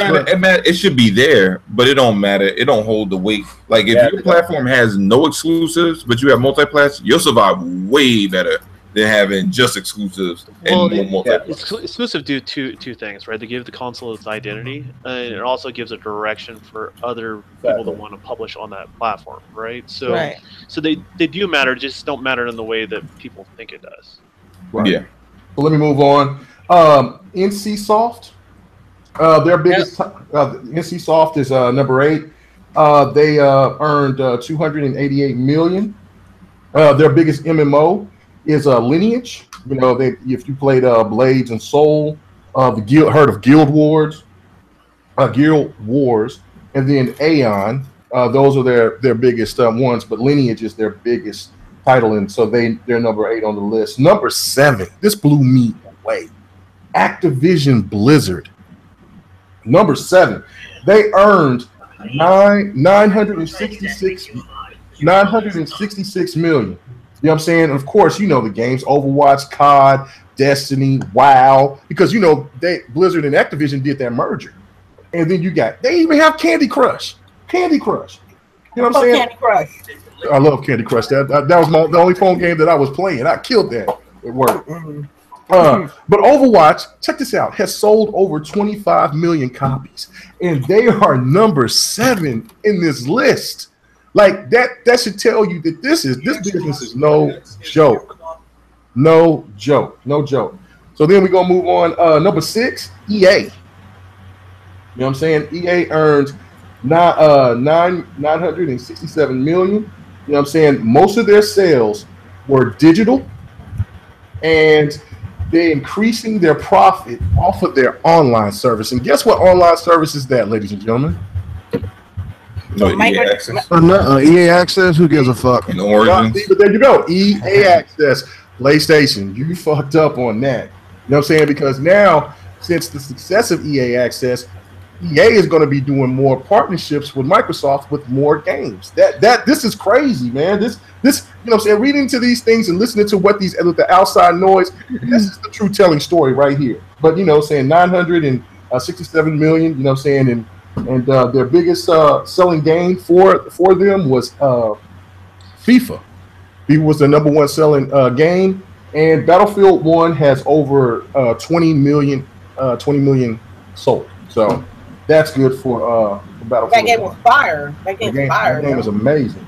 Number 5, Time Warner. You know what I'm saying? That's really dope for Time Warner. They made 1.7 billion, and you know, off Time Warner, who makes Batman, Mortal Kombat X, and Injustice 2. You know, they're raking it in. I mean, because Injustice is an amazing game. It's the best fighting game out this generation. Tekken is a very close second. And so, you know what I'm saying? I'm surprised that All Day didn't say no smart shit on that. Interesting. But yeah, anyway, number 4, NetEase Games. You know what I'm saying? They made 1.7 billion. They're the longest running PC client for publisher ever, and they make one of All Day's favorite games, Hearthstone. Well, they don't make them, but they publish their games for them. What else Hearthstone? Hearthstone is a card game, but it's really popular everywhere. Good, man. Yeah, it's really good. And then you got StarCraft Citizen and Diablo 3. So they are raking in some money. And they had other games too, but I just wanted the more notable ones. Then number 3, everybody's favorite, Sony PlayStation. Sony PlayStation. Who got excited for that? Oh, you know who got excited for that. You know, I think that was, you know what I'm saying, you know, the Don got excited. No, I'm just playing. No. that was All Day. Anyway, he put on his green, he had on his blue draws on that one. Sony has generated $2.6 billion. They're crushing it. You know what I'm saying? But Sony's overall company performance for the fiscal year of 2017, the overall company is horrible, the report said. Good. Horrible. And it says, and never before in video game industry has been so important to a company's bottom lines. PlayStation is saving their grace right now. And that is great. Great. Like, gotta go hard body out there. Yeah, that's what they got hard in the paint. They're hungry. Exactly. They're hungry. Great news, man. PlayStation is hungry, Jack. Of course, they hustle like they're on that block, son. You come on. Yeah, I can't tell. I can't tell. Yeah, otherwise they're gonna get shot. They're gonna get shot by the Connect. You better get their money back. Around the corner, son. You on the block, son. Hey, what's that show that you like so much all day? Oh, that Respect Life? Yeah, Respect Life. Yo, son, you on my block, son? You want some of this, son? Hey, yo, B, I ain't even gonna hold you. I ain't hold you, B. Yeah, I got you, son. I got you. What you want, Xbox? You ain't coming on my motherfucking block. This is our shit. Anyway, so yeah, but Sony wouldn't say individual sales numbers, but they did say that Neo, Nier Automata, Uncharted 4, and Horizon Zero Dawn helped for a record year in profit. So, saying 2.6 billion is ridiculous. And then number 2 was Tencent Holdings. They earned 5.9 billion. And you may have heard of this little phone game called Clash of Clans. And there's another game called Boom Bench.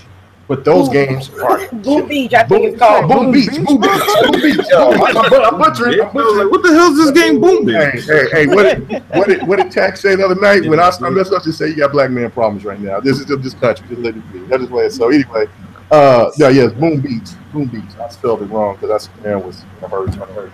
Boom, bitch, get out. Boom Beach. So that game, I don't, Clash of Clans. Clash of Clans. Oh my God, Clash of Clans. I know, thank you. That game I've never played, but I've seen tons of commercials of it, which means that game is marketing game is on point. They everywhere. It's everywhere. Got enough money, shoot, you might as well. 5.9 billion. They need to go help Phil, man. Yeah. And number one. Can anybody make a guess? Of course. I see the list in my face. Come on now. 21 billion? 21 billion. Like, okay, let me make this point. Number 2, 5.9 billion. Number 1, 21 billion. Microsoft. Who else making that shit? Microsoft number Minecraft, one in the fiscal year. The fiscal year of 2017. Now check this out. All right. That money long. Microsoft and this. Okay. Hold on. You said 21 billion to what? The number 2 was 5? Yes, 5. Well, you can say 6. You can round it off and say 6 billion. Microsoft number 1.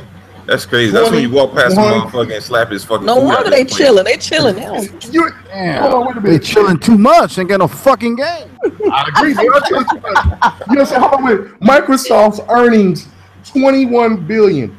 The Xbox division alone is outselling. Can't tell. It's outselling. It's outdoing. Yeah, check this out. The Windows 10 division. Xbox has generated over $3 billion in revenue in the first quarter. But does that make it worse? So with all that money, controllers, Doritos. I'm pretty sure. Look, all day. I'm pretty sure they're making investments. We just don't know about it yet. Yes, and hold on, check this out. In the first quarter, they made over $3 billion. Let me go back to number 3. Sony generated for their whole fiscal year $2.6 billion. Microsoft made over $3 billion in just their first quarter of this year. They did something in their first quarter that Sony has did the whole fiscal year. Let me finish because this is a murder here. This is a murder. Okay. Jesus Christ, you fucking bot. Go ahead. Okay. Gaming revenue. Hold on, listen to this. Gaming revenue increased by 40. Hey, people love Porter Rock giving out numbers. Why they can't love Kmega giving out money? You know what I'm saying? Your numbers are toxic. Gaming revenue increased by. Listen to this. Gaming revenue increased by 44 million, which means higher spending on Xbox software and services. Xbox Live has grown 13% just this year alone. So what I'm trying to say to people, while they over here talking this shit about the Xbox brand and this and that, Killer Phil gets all the credit in the world because this is where Phil had to make it work first. Yeah. Donnie D came up there and left a mess. And Phil had to turn it around so the company could start generating money. That's why he said, I'm going to make hardware and we're going to do it this way. And we're going to put our money into these little smaller things, cute little controllers, all these other little things. And then when we start getting into the black, that's when we're going to make our move. That's exactly what this means right here. There we go. That's huge. Now, you are highly optimistic. You are highly optimistic. Here's the first new line of my new rap song. Mm-hmm. It's Microsoft, and they got some Hey, hang on. Let me start that again. It's Microsoft. They got too much money, more than grass. And Bill Gates got so much that he gives it to his wife to wipe her ass. That was great. Hey, you know what? crazy out this one. Yeah, see, already here comes. Look, it says, all that money is not to Xbox. Listen to what the article said. The Xbox article says the top 10 highest earning video games. $3 billion though. Yes, and it still made $3 billion in this year. Wait, but I think the Xbox makes $3 billion just on Xbox Live, don't it? Yeah, that's what I'm saying. Yeah. They made over $3 billion in the quarter. Xbox. It is this quarter. Sure. This quarter. This is more than what the PlayStation has done the whole fiscal year. So all right, but you know why that is. Okay. All right, because all right, you got to look at it. Sony, how much they spend? What they spend $400 million in a quarter for advertisement, right? Yeah. Yeah. Well, so you got to add that shit up 4 times, or multiply it by 4, right? So then you have the fact that all right, now they got all those deals, they got to pay for all that shit. So yeah, they're not gonna be. You're talking about a lot of money that's getting fucking eaten up. That's part of the game, though. Right. Yeah. But that's why Xbox is making so much money, because they're not spending no money. It's easy to make money, you're not spending shit. But they couldn't. I'll let you go, Don. Remember, those when the new head of Xbox came, I mean not Xbox, of Microsoft came in, the first thing he said is that we're going to be more fiscal. We're not going to do all this overspending. So Phil had to come in there and say, look, man, I got an idea to turn it around. And I'm pretty sure, and this makes perfect sense now. And I'm sure he says, well, you got to take cuts. You want to make 2 different pieces of hardware. You want to invest in some controllers. You want to invest in some new IPs. Well, you're not going to be advertising. You're not going to be doing all this other stuff until I see a turnaround. Because right now, remember, the Xbox One was the Xbox division was in trouble, and there was all those articles thinking that the Amazon was going to buy Xbox. I know everybody remember that in 2014. So right now, what Killer Phil did, he had to prove what was going on. Now that they're all in, this is what's happening. Now Xbox is going to start making it happen, man. I'm telling you. The PlayStation is not going to go away without a fight, bro. The PlayStation ain't playing.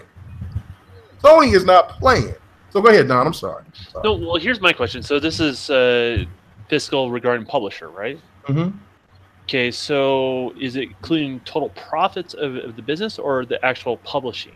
The actual publishing. This article is right. It's the publishers. So are they so like, for example, sometimes you can consider, like, if you have a platform and you make money on that platform. Right. Yeah. Like, they're counting those dollars. They're counting Windows 10 and they're counting Xbox to make it to 21. Okay, so it's based upon the games that are released on the platform. Right. They're cut on that. Mm-hmm. They're exclusives that they push out. Is it also based on the hardware sales? Yeah, they're talking about digital sales, hardware, all of this. I'm just trying to have a complete understanding of everything. Yeah, no, what we're comparing. They're not comparing like everything else that they do. They're talking about there was Windows 10 and in the Xbox division, because this article was primarily all about the video game publisher and about what they made, what the earnings were for the video games So of course PCs involved. So realistically, the only 3 you can really compare, because they're apples to apples versus apples to oranges, right? Comparing Activision to Microsoft or Sony, it's not fair because it's a totally different beast, right? Yeah, you gotta compare that $3 billion. But you can compare, say, Sony, Nintendo and Xbox and where they're all at, right? As far as just being a healthy business as a publishing games and being profitable in those areas. Sony spends a lot of money, and that does affect their market share of what people think about the brand, but it has another effect to it as well, right? Right. Well, the thing of it is that you cannot take away the $3 billion in a quarter of this year, with the year of no games, if they're what they say, the year of all these fails, of cancellations.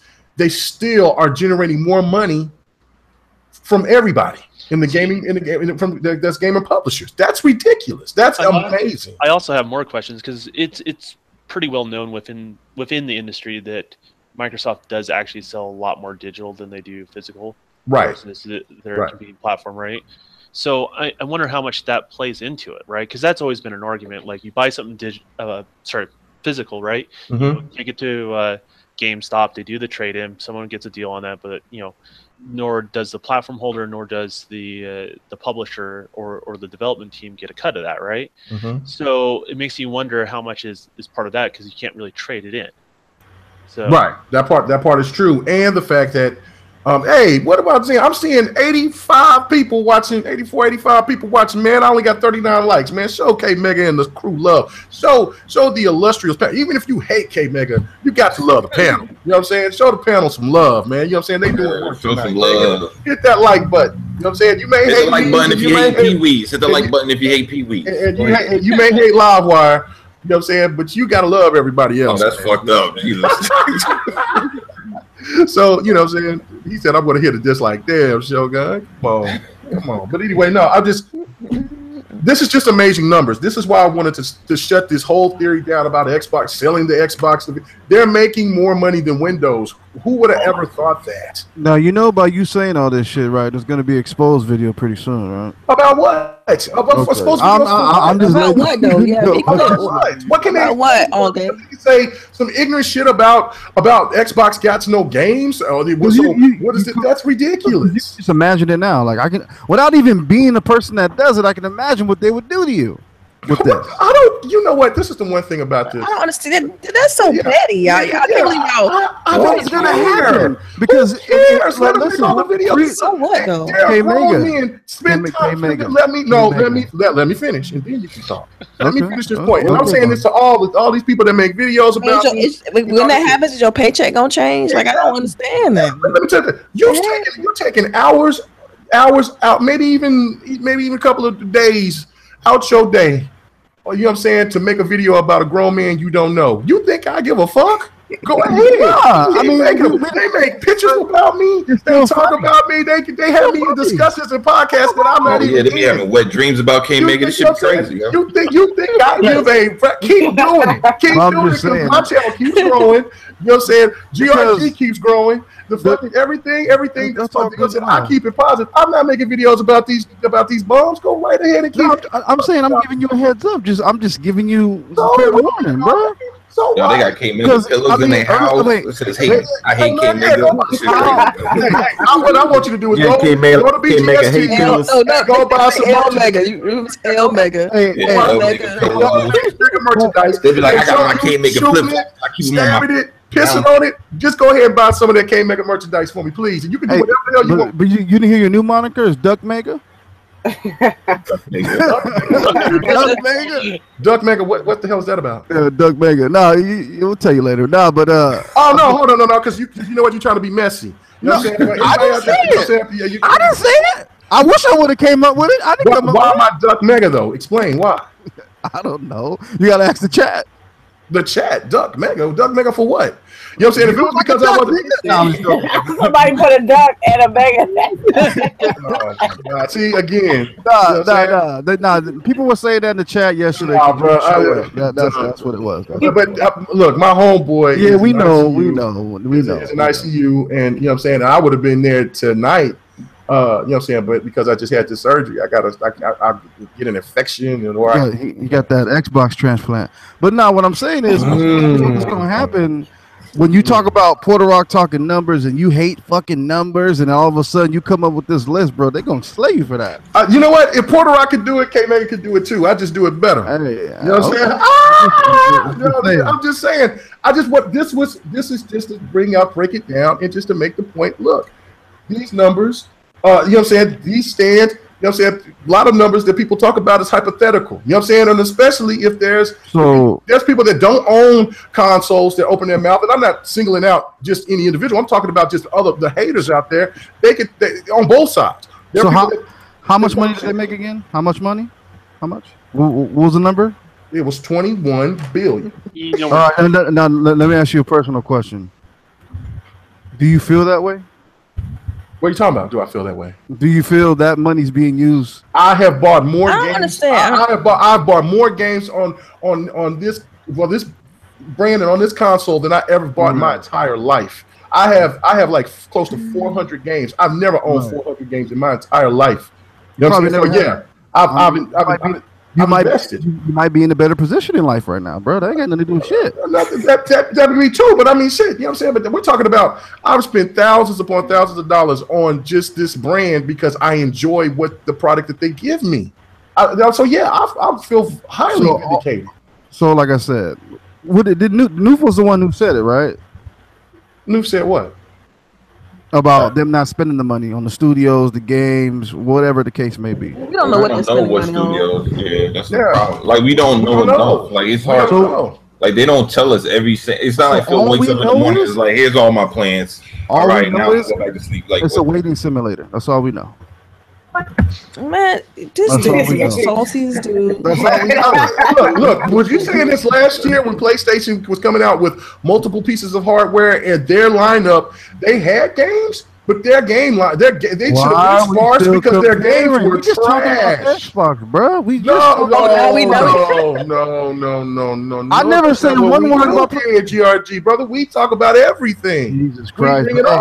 Let's put the dog blinders on and stick strictly to Xbox, right? We have the Xbox. We have most of the show. Okay, then why I keep on hearing that P word? Because it has to be addressed. There's a lot of people. Why does it have to be addressed, Kmega, when we're talking about Xbox? You're an Xbox fan, right? I'm a gaming. Look, if somebody put a gun up to my head and said, "You better tell me what you want. Give me." Yeah, I know. I just said what? God damn it. What game? No, let me say this. If somebody put a gun to me or a truth serum, let me just say that. If somebody put a truth serum on me and said, "Which one would you? If you get to lose one, which one would you lose?" I would say neither one of them. I enjoy both. I enjoy my PC. I enjoy my PC. I enjoy all. Man, I'm a gamer, man.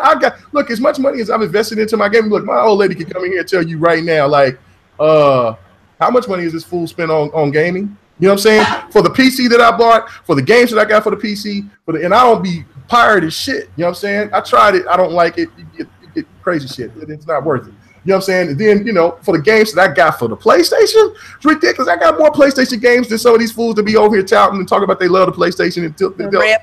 Red box. Yeah, they're red box. AKA you know what I'm saying? red box. They'll put a PlayStation tramp stamp on their ass before they'll buy a game. So what they talking about? You know what I'm saying? For the Xbox, you know what I'm saying? I'm just holding it down because that's my preferred console. But I'm a gamer. I'm getting a Switch. You know what I'm saying? At the end of the year, probably in November. I mean, look, man, I love gaming. It's my thing. It's my hobby. It keeps me off of these fucking streets, so I won't be in a bad situation like my homie is. So if you're no way, hey, if your PlayStation collects dust, right? Right, it does. Why are you talking about it? I always turn it on. I turn it on. I always turn it on. Make sure it gets its update. I'll play. Look, all day. It's nothing wrong with trying to start comparisons between the two in order to prove a point. Like, stop trying to be like that. Where you're saying that he can't. When I say try too hard, he's using. Stop trying to. Are you? This is what all day's gonna do. Come on, stop. He's gonna say, "Hey, man, listen to this point in time when Kmega starts talking."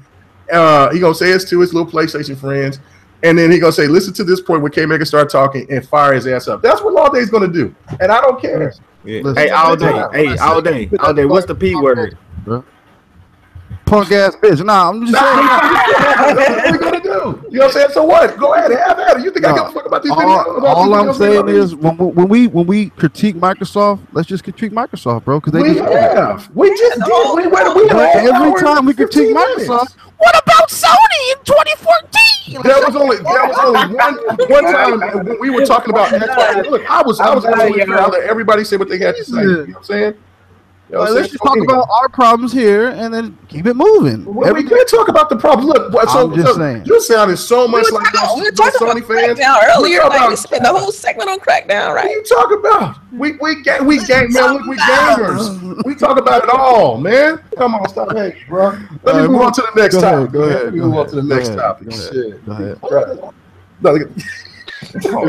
Is that bird call to the PlayStation fans out there? Damn right. Anyway. So now we're gonna have some fun with this. Well, before I get to the fun topic, all day, go ahead and give us your topic, man.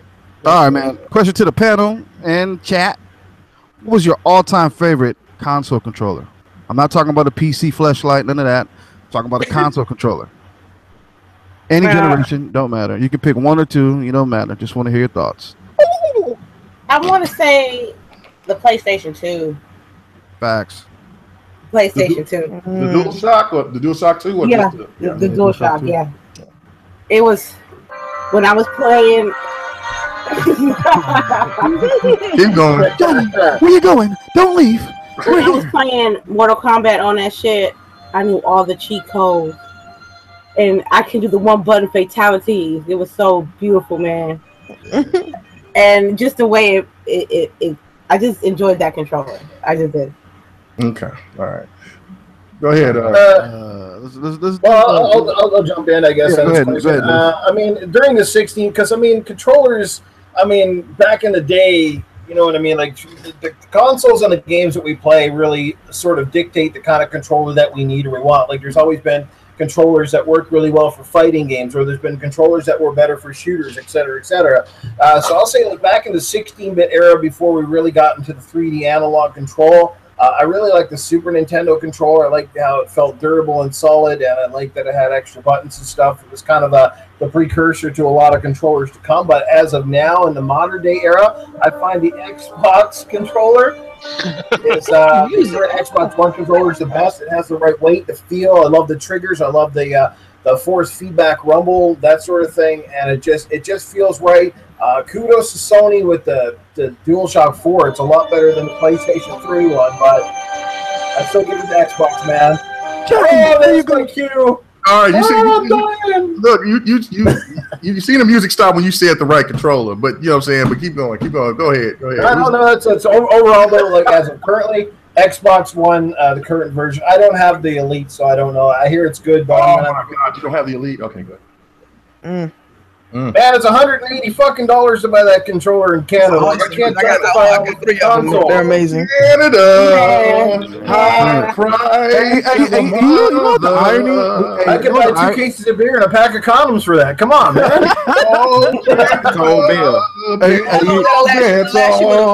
It'll last you a weekend, and that's it. Man, that's right. Hey, the Elite controller came after they lost the deal to Call of Duty. That don't make no sense. But yeah, go ahead. Don't make no sense. Man, all day always Hey, then all of them straight jabs too, man. I mean, he's throwing some jabs. He bloody. I'm surprised he got an Xbox icon behind his avatar. That's getting changed pretty soon. I hope so. You need to change. I thought you was the green pony. I am the green pony. Yes. I am the green pony. That sound like you put like the Batman song behind it. Yeah, I'm the green pony. All right, Don, it's on you. I want to hear what Salt Lake City got to say, man. It's hard because it's what your initial first impression when you grab a controller, because like the NES had a good like initial impression because there's like it's the first time I ever felt something around. Hey man, stop with that stupid dumb music, man. Here we go. So it's sounding all poor quality and everything. I feel like the Titanic is going down in here. But honestly, it comes down to the original 360 controller, not necessarily the Xbox. That was it.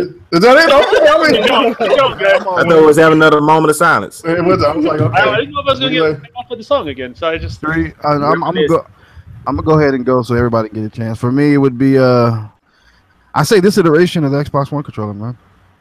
Second up would be the DualShock 4.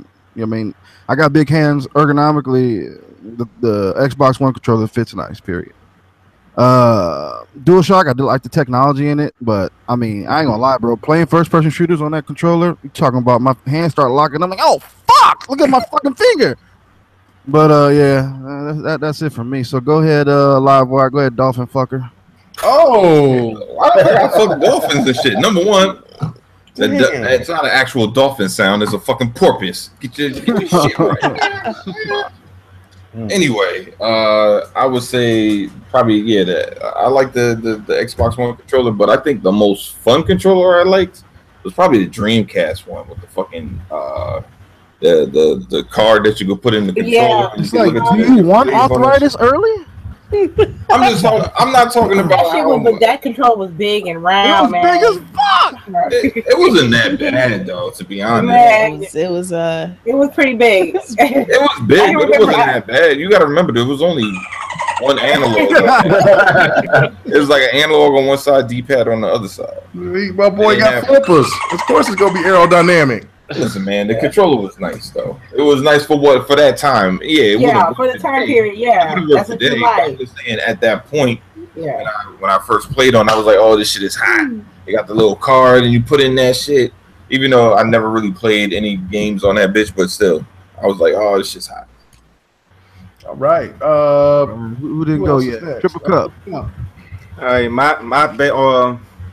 I mean, I had a little while to think about it. So my best was the Nintendo 64 controller, and I had to say the 64 controller because like that was the first controller I had with that rumble system, and it had the I think it was the Z button. It was like you hold a controller like a gun, so that you know what I'm saying. It just was the feel of it like that. And I remember we used to be playing like 007, and we'll take our rumble packs out. And when the match get ready to start, we'll put the rumble packs in, like we put the clip in the gun, and we all walking around playing. And you shoot, you can feel like the rumble system in the. Y'all some country niggas for real. You said the N64. Yeah. So what's wrong with that's this? Hey, you talking about the rumble pack? You snap on the bottom, yeah. Hey, look! I had a rumble pack that was so big. It used to shake out the controller. Any controller you put it in, it was a big stupid one, like about 5 pounds. Did it used to rattle inside the controller, like where it snapped in, it would rattle? Yeah. I remember that shit. Boy, that was a knockout brand, wasn't it? Yeah, it was a knockout brand one I had, but it was like a souped up one at the time. Like it'll shake. I'm talking about it'll literally shake where you can't even shoot because your controller was shaking so hard. Okay, I loved every minute of it. 64 when your buddies came over and screen peeked and killed you. Remember that shit? Yeah, I did. But I love Tor. I'm looking at that somebody sniping. Hey, somebody sniping. Over here, play that Nintendo 64 controller, man. That was the first controller that was the most innovative controller that ever came out in history. It was innovative. It was Tinky Winky looking too. It was made me feel. So you gotta hold it. You had to hold it with your left hand instead of your right hand. That's what you was doing wrong.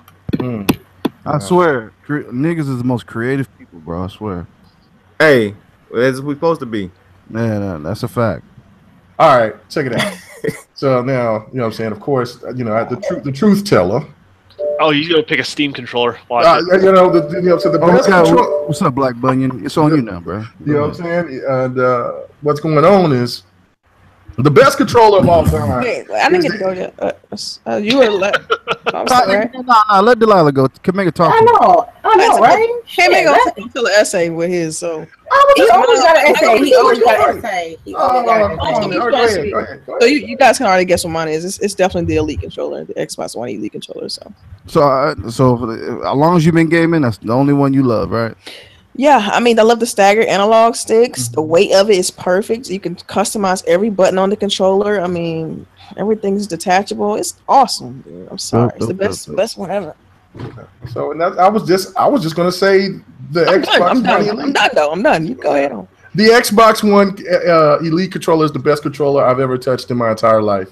You know, the most innovative controller is got to be the Dreamcast controller because of the that little piece that you had. Yeah, you know, because when you was playing NFL 2K, you know, you had the plays in there, and then just other little things that you could do on there, man. That was just dope, man. Yeah, it was innovative. It was innovative. And then, of course, the second best controller for me has got to be the Sega Genesis 6-button controller. That was fire. You notice how everybody picked one controller? He picked like 3. I know, right? You see that shit? I'm done, though. I'm done. I'm just saying. Done. But I do love the DualShock too. I do love the DualShock. You know that rubber would come off. The only thing that kills me with PlayStation controllers, a DualShock 4 and DualShock 3, all of them, is the fact that they got the analog stick position. Like I like the staggered analog sticks more than them being straight across. I just can't do it. It bugs me. That part is true. All right, so you know, thank you all day for that shitty ass damn question of the week. You know what I'm saying? You know what I'm saying? I could have had one of these damn squirrels out here come up with a different damn topic. Wasted 15 minutes. Top 10 publishers? Jesus Christ. Only 10 publishers was hot. You know what I'm saying? We got lit on that. People was like, what? Anyway. You stupid. He asked Alexa, give me gaming topics. Oh my goodness. All right, what was I going to? Oh yeah, I was jumping on this one because I had it in a row, but we was talking about the Madden and the Live. I have not played the Live on EA Access yet, so I wanted to get you guys' thoughts on it. The Madden 18. Even though I cannot stand the person that's on the cover, that game is the truth. Yeah, fuck Tom Brady. I agree. Go Rams. Go Niners. I can't. Oh God, you done? Yeah, you done? I'm gonna hit your ass. Okay. Anyway, I'm a Madden fan, and I do want to dibble dabble in it. I'm trying to play a little more, sports focused games. So, but Madden always been on my repertoire. Like, it ain't my first rodeo with Madden. I just have to learn how to read the plays better. But I've always been a fan of Madden, and I hope they do something because I do have fun when I play Madden. So. Yeah, I watched my husband play the demo. Right. I like the story they was trying to go with it. I thought it was pretty dope. I see NBA Live is that in the women's league, isn't it? Yeah, WNBA. Yeah, I'm playing. I played the demo. I love it, man. I thought I was gonna really get my ass whooped playing basketball, but I did pretty good. So it took them a few years to start getting a half decent game, which is weird, but yeah. Right. Too long, way too long. Way too long. And I do like the price point thing that they're trying to do. They're trying to throw a little shade back. They got to compete. So. Back at 2K by saying, we'll drop the price, but it's only digital. So we'll see what happens. I'm going to play it just to give it a shot, but I know I'm going to get 2K when it comes out. I'm going to get it a little bit later, but I'm going to get 2K. Anybody else on that? Because I just wanted to touch on that. Hey, look. Hey, let me handle this one for you all day. I gotta put one of my all days on you. Hey, look, check this out, Kmega.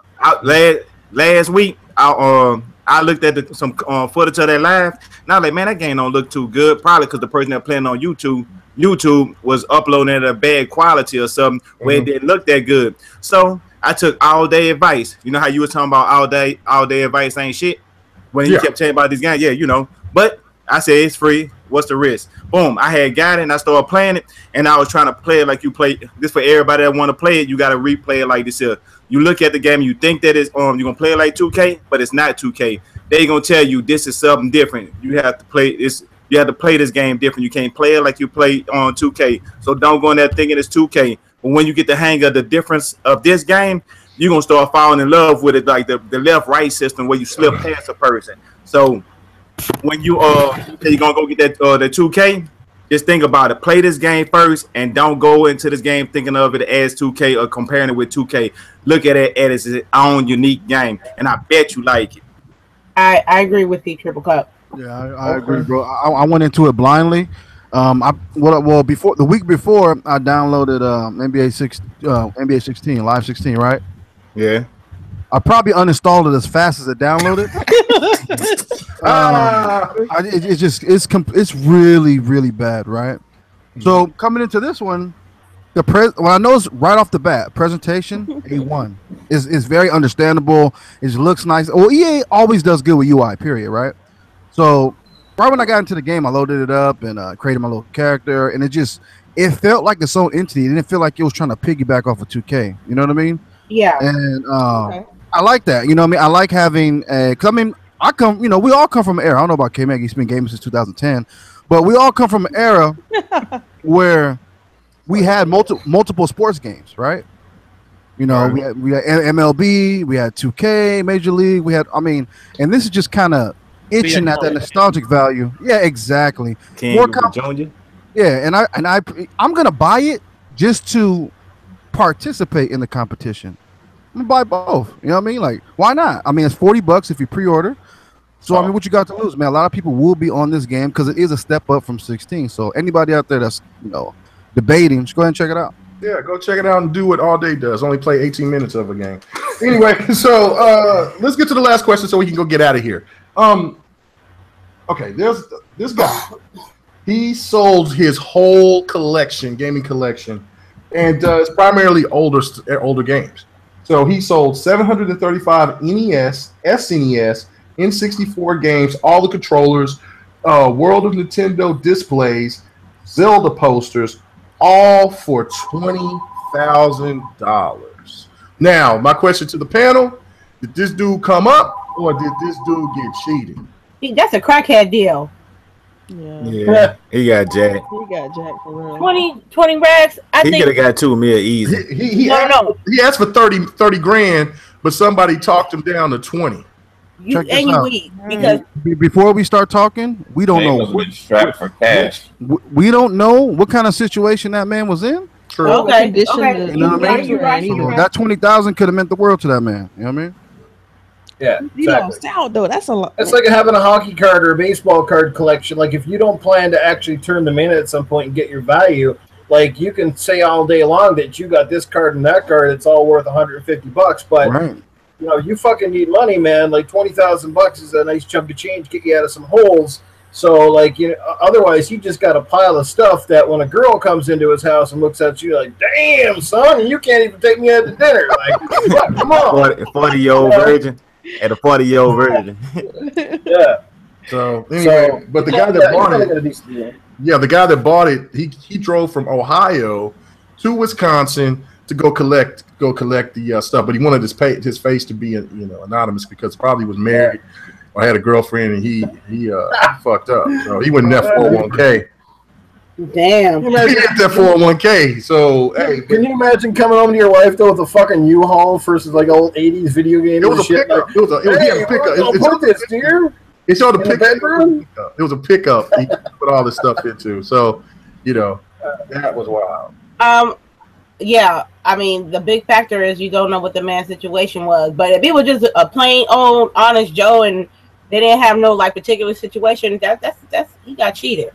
Yeah. How much do you think that would have been worth altogether if he went to the right people or advertised it to the right people? About 2 mil. 100 racks.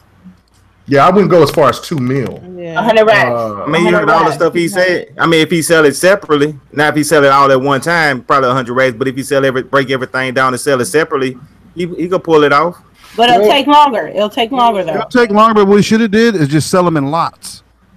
You know what I mean? You just sell like 20 games in a set. You know what I mean? So. Yeah, so because he had 735 plus games. You know what I'm saying? NES, and then on the picture he had Zelda. He had you know what I'm saying? He had tons of games, and you know what I'm saying? And he had it displayed nice. Plus the nostalgia of having those Nintendo displays, those like them statues and stuff that you would go in like renters stores or gamer stores, and they would have like those life-size cardboard pictures. That's crazy. Plus he had old posters and stuff. That right there would cost a lot more. I think he didn't broaden his net wide enough. I just don't think he broadened his net wide enough because I believe he could have got more money for that. He did it on Craigslist, so Well, you can even sell all that stuff, right? Wow. You're desperate or not, it doesn't really matter. Like, even if you try to recollect stuff, I've sold stuff and I'm like, damn, dude, I wish I didn't sell that. Right? And go hunt it back. It still wasn't the original. It still wasn't yours, right? Like there's some value there that you just can't put a dollar on. You know what I mean? Like I actually kind of feel bad. I don't care if he made $1 million or not on his stuff. Like that stuff you can't get back. Right. Yeah, you must have never been told. Yeah, absolutely. Yeah. So anyway, that's the thing right there. Saying if you're thirsty, you got bills to pay. Things do. Maybe he lost his job. All those games he sold, like the posters and all that shit. How many items was it, Kmega, you said? It was 735 plus NES, SNES, and Nintendo 64 games. Posters, and it was Zelda posters, and it was World of Nintendo displays. Well, I think that's worth your soul. Damn, what? Really? You would sell your soul for that? No, I'm saying I would trade your soul for all those games. Not my soul. You bad when you can swear on trading somebody else's soul, huh? Yeah, that's I don't even know what to say on that, man. You know what I'm saying? We got to get on out on that. You know what I'm saying? This dude, he sound crazy. That's desperation. Yeah, we got to go. We got to get ready to go on that one. Yeah, he got some inspiration behind it. He sat there and thought about that shit deeply. All right, Noof. New Mortal Kombat shit. Yeah. Your soul is mine. Noof, man, go ahead and tell everybody where they can find you at. Man, appreciate you coming on to the show. It was excellent. And I'm glad that you stayed the whole show, man. That was dope. Yeah, well, something that I was going to go out, but looks like the event got canceled due to we're having some storms in the area right now. So, so they had to shut it down. So, yeah, I'm glad I could stay the whole show. Thanks for inviting me on. It's always a pleasure. You've got a great panel here, many people in here, everybody in here, actually. I love and admire very much. Awesome crew. Lots of great opinions here. Pleasure to be on here. You guys know where to find me generally, you know, lurking around on Twitter, playing on the Xbox or the PlayStation, having fun either which way. And all that good stuff, guys. Thanks so much for having me here. It was an honor, a pleasure, and a ton of fun. I feel a little disrespected by Noof, man, honestly. How so? Where the fuck is Cletus? Oh, well, we didn't get a Cletus. If this was the show to bring in Cletus, but he can drop by just to say goodbye. Yeah. Let's hear from Cletus, man. We hear from Cletus. Well, hey, Fred, here's Cletus here. You know, I never go too far away from Nukem. He's a bloody fucking idiot. Don't listen to a damn word he says, because everything sounds the same as shit when he's saying it. But anyway, as long as you're having fun with your consoles, no matter what you're playing on, as long as you're not trying to stick your dick into the dish section, that's all that makes a difference. And yeah, go have some fun, go buy some new games, and I'll see you guys all soon. You fuckers is awesome. Oh, well, thank you. Thank you. Now, Noof, I'm sorry, not Noof, Cletus, before you go, I do want to ask you this. I mean, you've heard about Livewire and his swimming, you know what I'm saying? And he's an African-American gentleman that's like 6'6", and he didn't play basketball, but he's a swimmer. What is your thoughts on that, Cletus? Well, fucking 6'6", by God, he only got to do about 2 sprints before he's across the goddamn pool. Holy fuck, man. I suppose he could probably hold his fucking water better than most drunks hold their alcohol. So I just hope he's fucking good at swimming. It sounds like he could be real good. Maybe he's fast, too. I don't know. But, hey, man, I commend you. Swimming is good for this old shit. What kids been? It's all good. All right, man. Appreciate it, Cletus. Glad you can stop by, man. And thank you, Noof, man, for stopping by. It's always a pleasure, man. Anytime, man. You want to come back by. So now we move on down to the Don, you know what I'm saying? The man that likes to get Cambodian milk from the heat of yaks. Man, what's happening with you, bro? Not much. I started an Amazon store and sell that milk online, right? Oh, yes. Need to do that, man. Hey, yeah, not much. Just next podcast tomorrow, and that's really about it. All right. We're gonna have to do the Dev and the Gamer sometime, so they're gonna have me a little time off. So we can get a couple in. We can pre-record a couple episodes and all that good stuff. So yeah, because have some good discussions about it. So no doubt. So where can they find you at? Well, on Twitter it's the Don _KTR, and then on Xbox Live it's the same, but there's a space instead of underscore. So. Nice.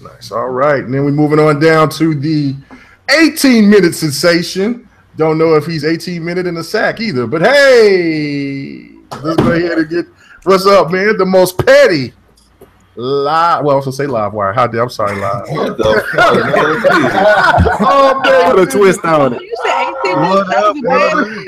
First of all, you said 18 minutes, and that was a bad thing in the sack. Most men average 7, so. Oh. Yeah, 18 minutes ain't bad, but I mean, come on, you have to care about me some much. I mean, if I want to survive in this world, in this realm, I gotta stay away from garbage. But look, it was a good show. Noof, hey, shout out to you for coming out, man, to support the show and all them PlayStation groups you hang around though. I mean, we have to start. He's in a fucking chat tonight. Holy fuck! Yeah. I'm the male version of Michonne Kmega around with that chain. Winky, go ahead. You know what I'm saying? Fucking slave. But no, it was a good show, man. It was a good show, man. Find me all day digital on Twitter and Xbox, playing some real games, not playing with my feet like Kmega. Yeah, fuck it all. Cut his nails. I'm telling. Hey, yo, I you know what I'm saying. I get my feet done, man. I'm a man. You know what I'm saying. I do it. Wait. What the fuck? Are you giving me more ammo? For real? Hey, man, look. You gotta look. See, we got ladies on the panel. Listen, Kmega, I tried to help you out before the podcast today. We got ladies on the panel. You're just throwing yourself under the bus. Y'all have not had your feet done before. Nope.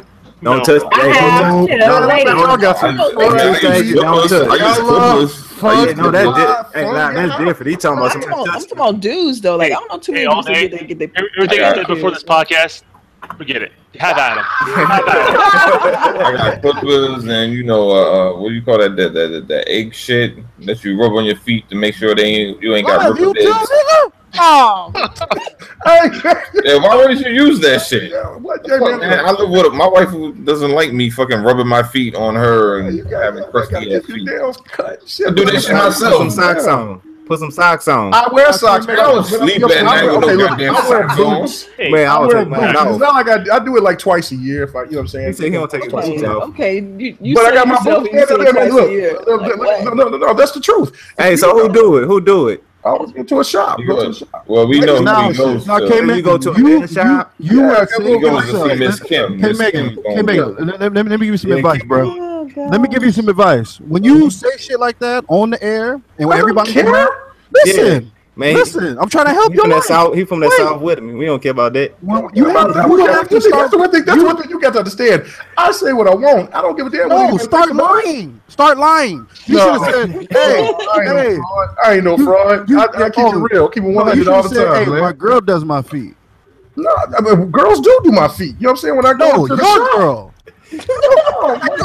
Drive your big ass in that truck to go to a fucking petty place. You know what I'm saying? Fucking feet done. Hey man, what them women got some nice little hands and they rub on your ankles and legs to your knees and shit. That's just nice. You know what I'm saying? Kmega be on back page, bro. I'm out of here. No, ain't no lie though. You know what? I give Kmega this. I do have a friend that works on engines. And he has to go get his cuticles done because the oil constantly gets in his fingernails. He can't get that shit out himself. He's doing that, man. That's different. I'm not getting my. It's still a manicure. Wait a minute. I don't get Medicare. I mean, but that's mandatory though. I mean, that's mandatory. I'll clip my own nails and stuff like that. But for feet, it's doctors and people will tell you that for people that work in any type of labor type of situation, you wear them boots and stuff, they'll tear your fucking feet up, man. If you see them nasty ass dudes with them feet, they call out corns and ashes and shit. Hey, just put some absence out in your water. Yeah, man. Look, man. You know what I'm saying? It ain't nothing to pay. You know what I'm saying? I can't see. I was standing on my feet all day. Nigga getting butterflies and pink polish and shit. Hell no, I don't get no polish. I just say, man, real shit. Anyway, you know what I'm saying? Real men just tell the truth, man. I don't care about that shit. You know what I'm saying? And if anybody thinks I'm suspect, bring your lady on down. We can talk about it. Anyway, let's get on to Easy 31st at the Blue House. Wow. Anyway, oh shit, we going on the Triple Cup. Chuck, what's up with you, man? Man, I'm cool. Yeah, shit, man. I'm cool. I'm having fun out here, man. Enjoying myself. On Mondays, you can find me with Kano on the Gamer Section podcast, or you can find me on my own channel. I like to laugh, cut up, and have fun. Or find me on the Xbox. We can get in that game and just talk shit all day or all night long. But shit, not tonight, because tonight I'm gonna be a TV person because I'm watching not Offenders. What is the Defenders? The Defenders. Yeah, I'm watching the shit out of that tonight. I'm gonna watch that till it be watching me. So you know what I'm saying. But any other time, though, catch me on the Xbox. We can get some games in. This your boy Triple Cup Chuck, and I'm out. Nice. Yeah. All right, then we moving on to the ladies. You know what I'm saying? What's up with you, Delilah HD? Man, tell everybody where they can find you. Thank you for coming on. Oh yeah, no problem. Yeah, you can find me. You should have had my back. You should have had my back. Delilah_HD. Man, fuck your back. Y'all don't have my back. Thank you, lady. That's right. Anyway, Delilah_HD on Twitter or on Xbox, Delilah HD. Hey, now the ladies can take Kmega with them when they get their nails done. What'd you say? Now they can take you along when they get their nails done. We can sit down. We have a conversation with the rest of the ladies. Oh, girl, I'm on I still can't. I'm sorry, Kmega. I cannot. It took me forever to convince my husband to go to get a pedicure done with me. And that was he only did it one time. So it took me years before I decided to say, man. But once I did it and I walked out, man, I was levitating out the store. I'm like, damn, that shit felt good. It does feel amazing though. It feels amazing. He gets a pedicure with you, but if he goes and gets a Brazilian wax with you, then you know he see, that's going too far. See, wanky. We love it. You know what I'm saying? So yeah, no. All right, Infamous, with the man that got fucking ashy ass toes, she got scars on her legs. That's what they told me. I didn't even believe it. Go ahead. Yeah, you tripping. I wore pants all day at E3. Anyway. Thank you. You know, crusty toenails. So if you're doing with crusty toenails, Lady Infamous is for you. Yeah, right. No, thank you. On behalf of the panel, thank you for coming by and sharing us some of your wisdom with the game. Chat, thank you for sharing us your opinions, and for them trollers, haters, we see you, motherfuckers. I like it. Check me out at Lady Infamous 415 on YouTube. Check me out at Lady_Infamous 30 on Twitter, and Lady_Infamous 415 on Twitch. This is me, Lady Infamous 415, Grown Women Gaming, IntermediateGaming.com. Oh, I forgot. Grown Women Gaming podcast tomorrow at 3 o'clock. At 3 o'clock, me, Delilah, L Boogie, and Sharice, we all gonna talk about some shit. So y'all make sure y'all check. Y'all gonna talk about literal, defecation, or what I'm saying? How do you shit, or what? I mean, what? You already know what it is. Better fix your shit. Better fix your shit. You know what I'm saying? The runs, constipation. No. You know what I'm saying? Sounds interesting. Oh, okay, I'm sorry. Let me. Which developer would you actually talk to if this was a real life situation, shit like that, right? Yeah, everything, a little bit of everything, Yeah, yeah. You can't just come around. People don't know what that shit is. We gonna talk about shit. They be like, I don't know who that black dude that is that work for Xbox, but he can get my number. Okay. Let me be more specific for the people that don't know. We're gonna talk about games. We're gonna talk about life, and we're just gonna talk about all around things. I hope to see you guys there. Yes, no doubt. Yeah, no doubt. It's on Lady Infamous channel or YouTube. Yeah. I might need that link if we're talking about real shit. I gave out. What would you be talking about? I gave out escort tips last time. Yes. Oh my god! Talking about your PlayStation tramp stamp? Hey, yeah, right. You'll talk about I talk about he wearing the dunce. Get the hell out of here! All right, man. LiveWire. Tell everybody where they can find you at. You know what I'm saying? Tell everybody to check out your video, your persona video. Talk about how you want Master Chief. LiveWire, I forgot to give you, bro. Hey, you my nigga, bro. Hey, LiveWire, you need to relax, my nigga. Chill out, bro. Chill. You ain't built for this, man. Yeah, Cass was mad as hell about that. Relax, bro. They killed you, bro. You all right? Yo, I went in on them. They got a little peeved, man. Look, you didn't go in, bro. You didn't. Yeah, I'm telling you, man. I went in on these guys. They were upset. Did you hear what you said? Upset about what? The funny thing is what do you want from me? I wouldn't buy. Listen. This is my thing. This is my thing. I made a statement and said they were pedos, right? If they weren't pedos, they wouldn't have said shit. That is my Crash Bandicoot team, man. What about Crash Bandicoot? You said whoever buys Crash Bandicoot's a pedophile. No, I didn't. Who said that shit? I'll send it to you after the show. I know all day. I know exactly what I wrote. I said if you are a grown ass adult that likes that's a huge fan of Crash Bandicoot, you might be a pedophile. Guess what? Context word is might. Context word is might. So if you're not a pedophile, therefore you shouldn't be upset. Hey, we out of here, man. It was a good show, man. Hey, I'm just gonna say this before we go. You know what I'm saying? And the chat is live. the chat is live tonight, man. They are going at it. Trolling there is awesome. Yeah, okay, man, real quick. If I came in the room and I said, "Yo, there's some dick suckers up in here," I just jumped up and was like, "Hold up, I don't suck dick." Yeah, that's a dick sucker right there. Like, that's what I was gonna say before we got off. There was somebody that exposed themselves on Twitter, right? I ain't gonna say no names because I don't like to air out the laundry. But if anybody see those tweets that we was having, it was a couple of days ago. I think it was Wednesday or Thursday, whatever.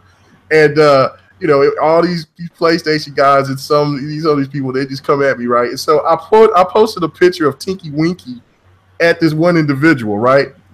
And that's just my saying. I just said it's a Tinky Winky. Yeah. But the first thing that this individual said, he busted his ass. He busted himself. He says, "What are you trying to say? I'm gay?" He says, "I'm not gay. I've never been gay. You're trying to talk bad about homosexuals." I never said that. I just say Tinky Winky. Why are you exposing yourself like that? You just people are already suspect of you, bro. Calm. I'm out to see They get tender, man. That's what it is. They get tender. Oh my goodness. Got a tender moment. You ever seen a hard left turn? Man, I'm out to speak. I'll let y'all. Anyway, we out of here, man. Thank you guys for rocking out with us tonight. At this point. You know how the show gets right to the end. We about to get out of here. Thank you. I don't know about you guys, but my wife, she sucks dick all the time. I just tell her to brush her teeth before she comes home. Hey, everybody can't make that joke. All right, man. Come on. You stupid. All right, y'all. Thank you guys for chilling out with us, man. It's Friday night. Everybody have a good, blessed night. Oh, and you know what I'm saying? Have prayers for my big bro, man. You know what I'm saying? He's in ICU, and they had to put him in an induced coma, you know what I'm saying, and check for the next 24 hours because his brain is swelling and stuff. So, you know what I'm saying, just prayers. You guys could be so kind and give out prayers for my boy, you know what I'm saying. But thank you guys for chilling with us. We'll see you next week. Peace. Peace out.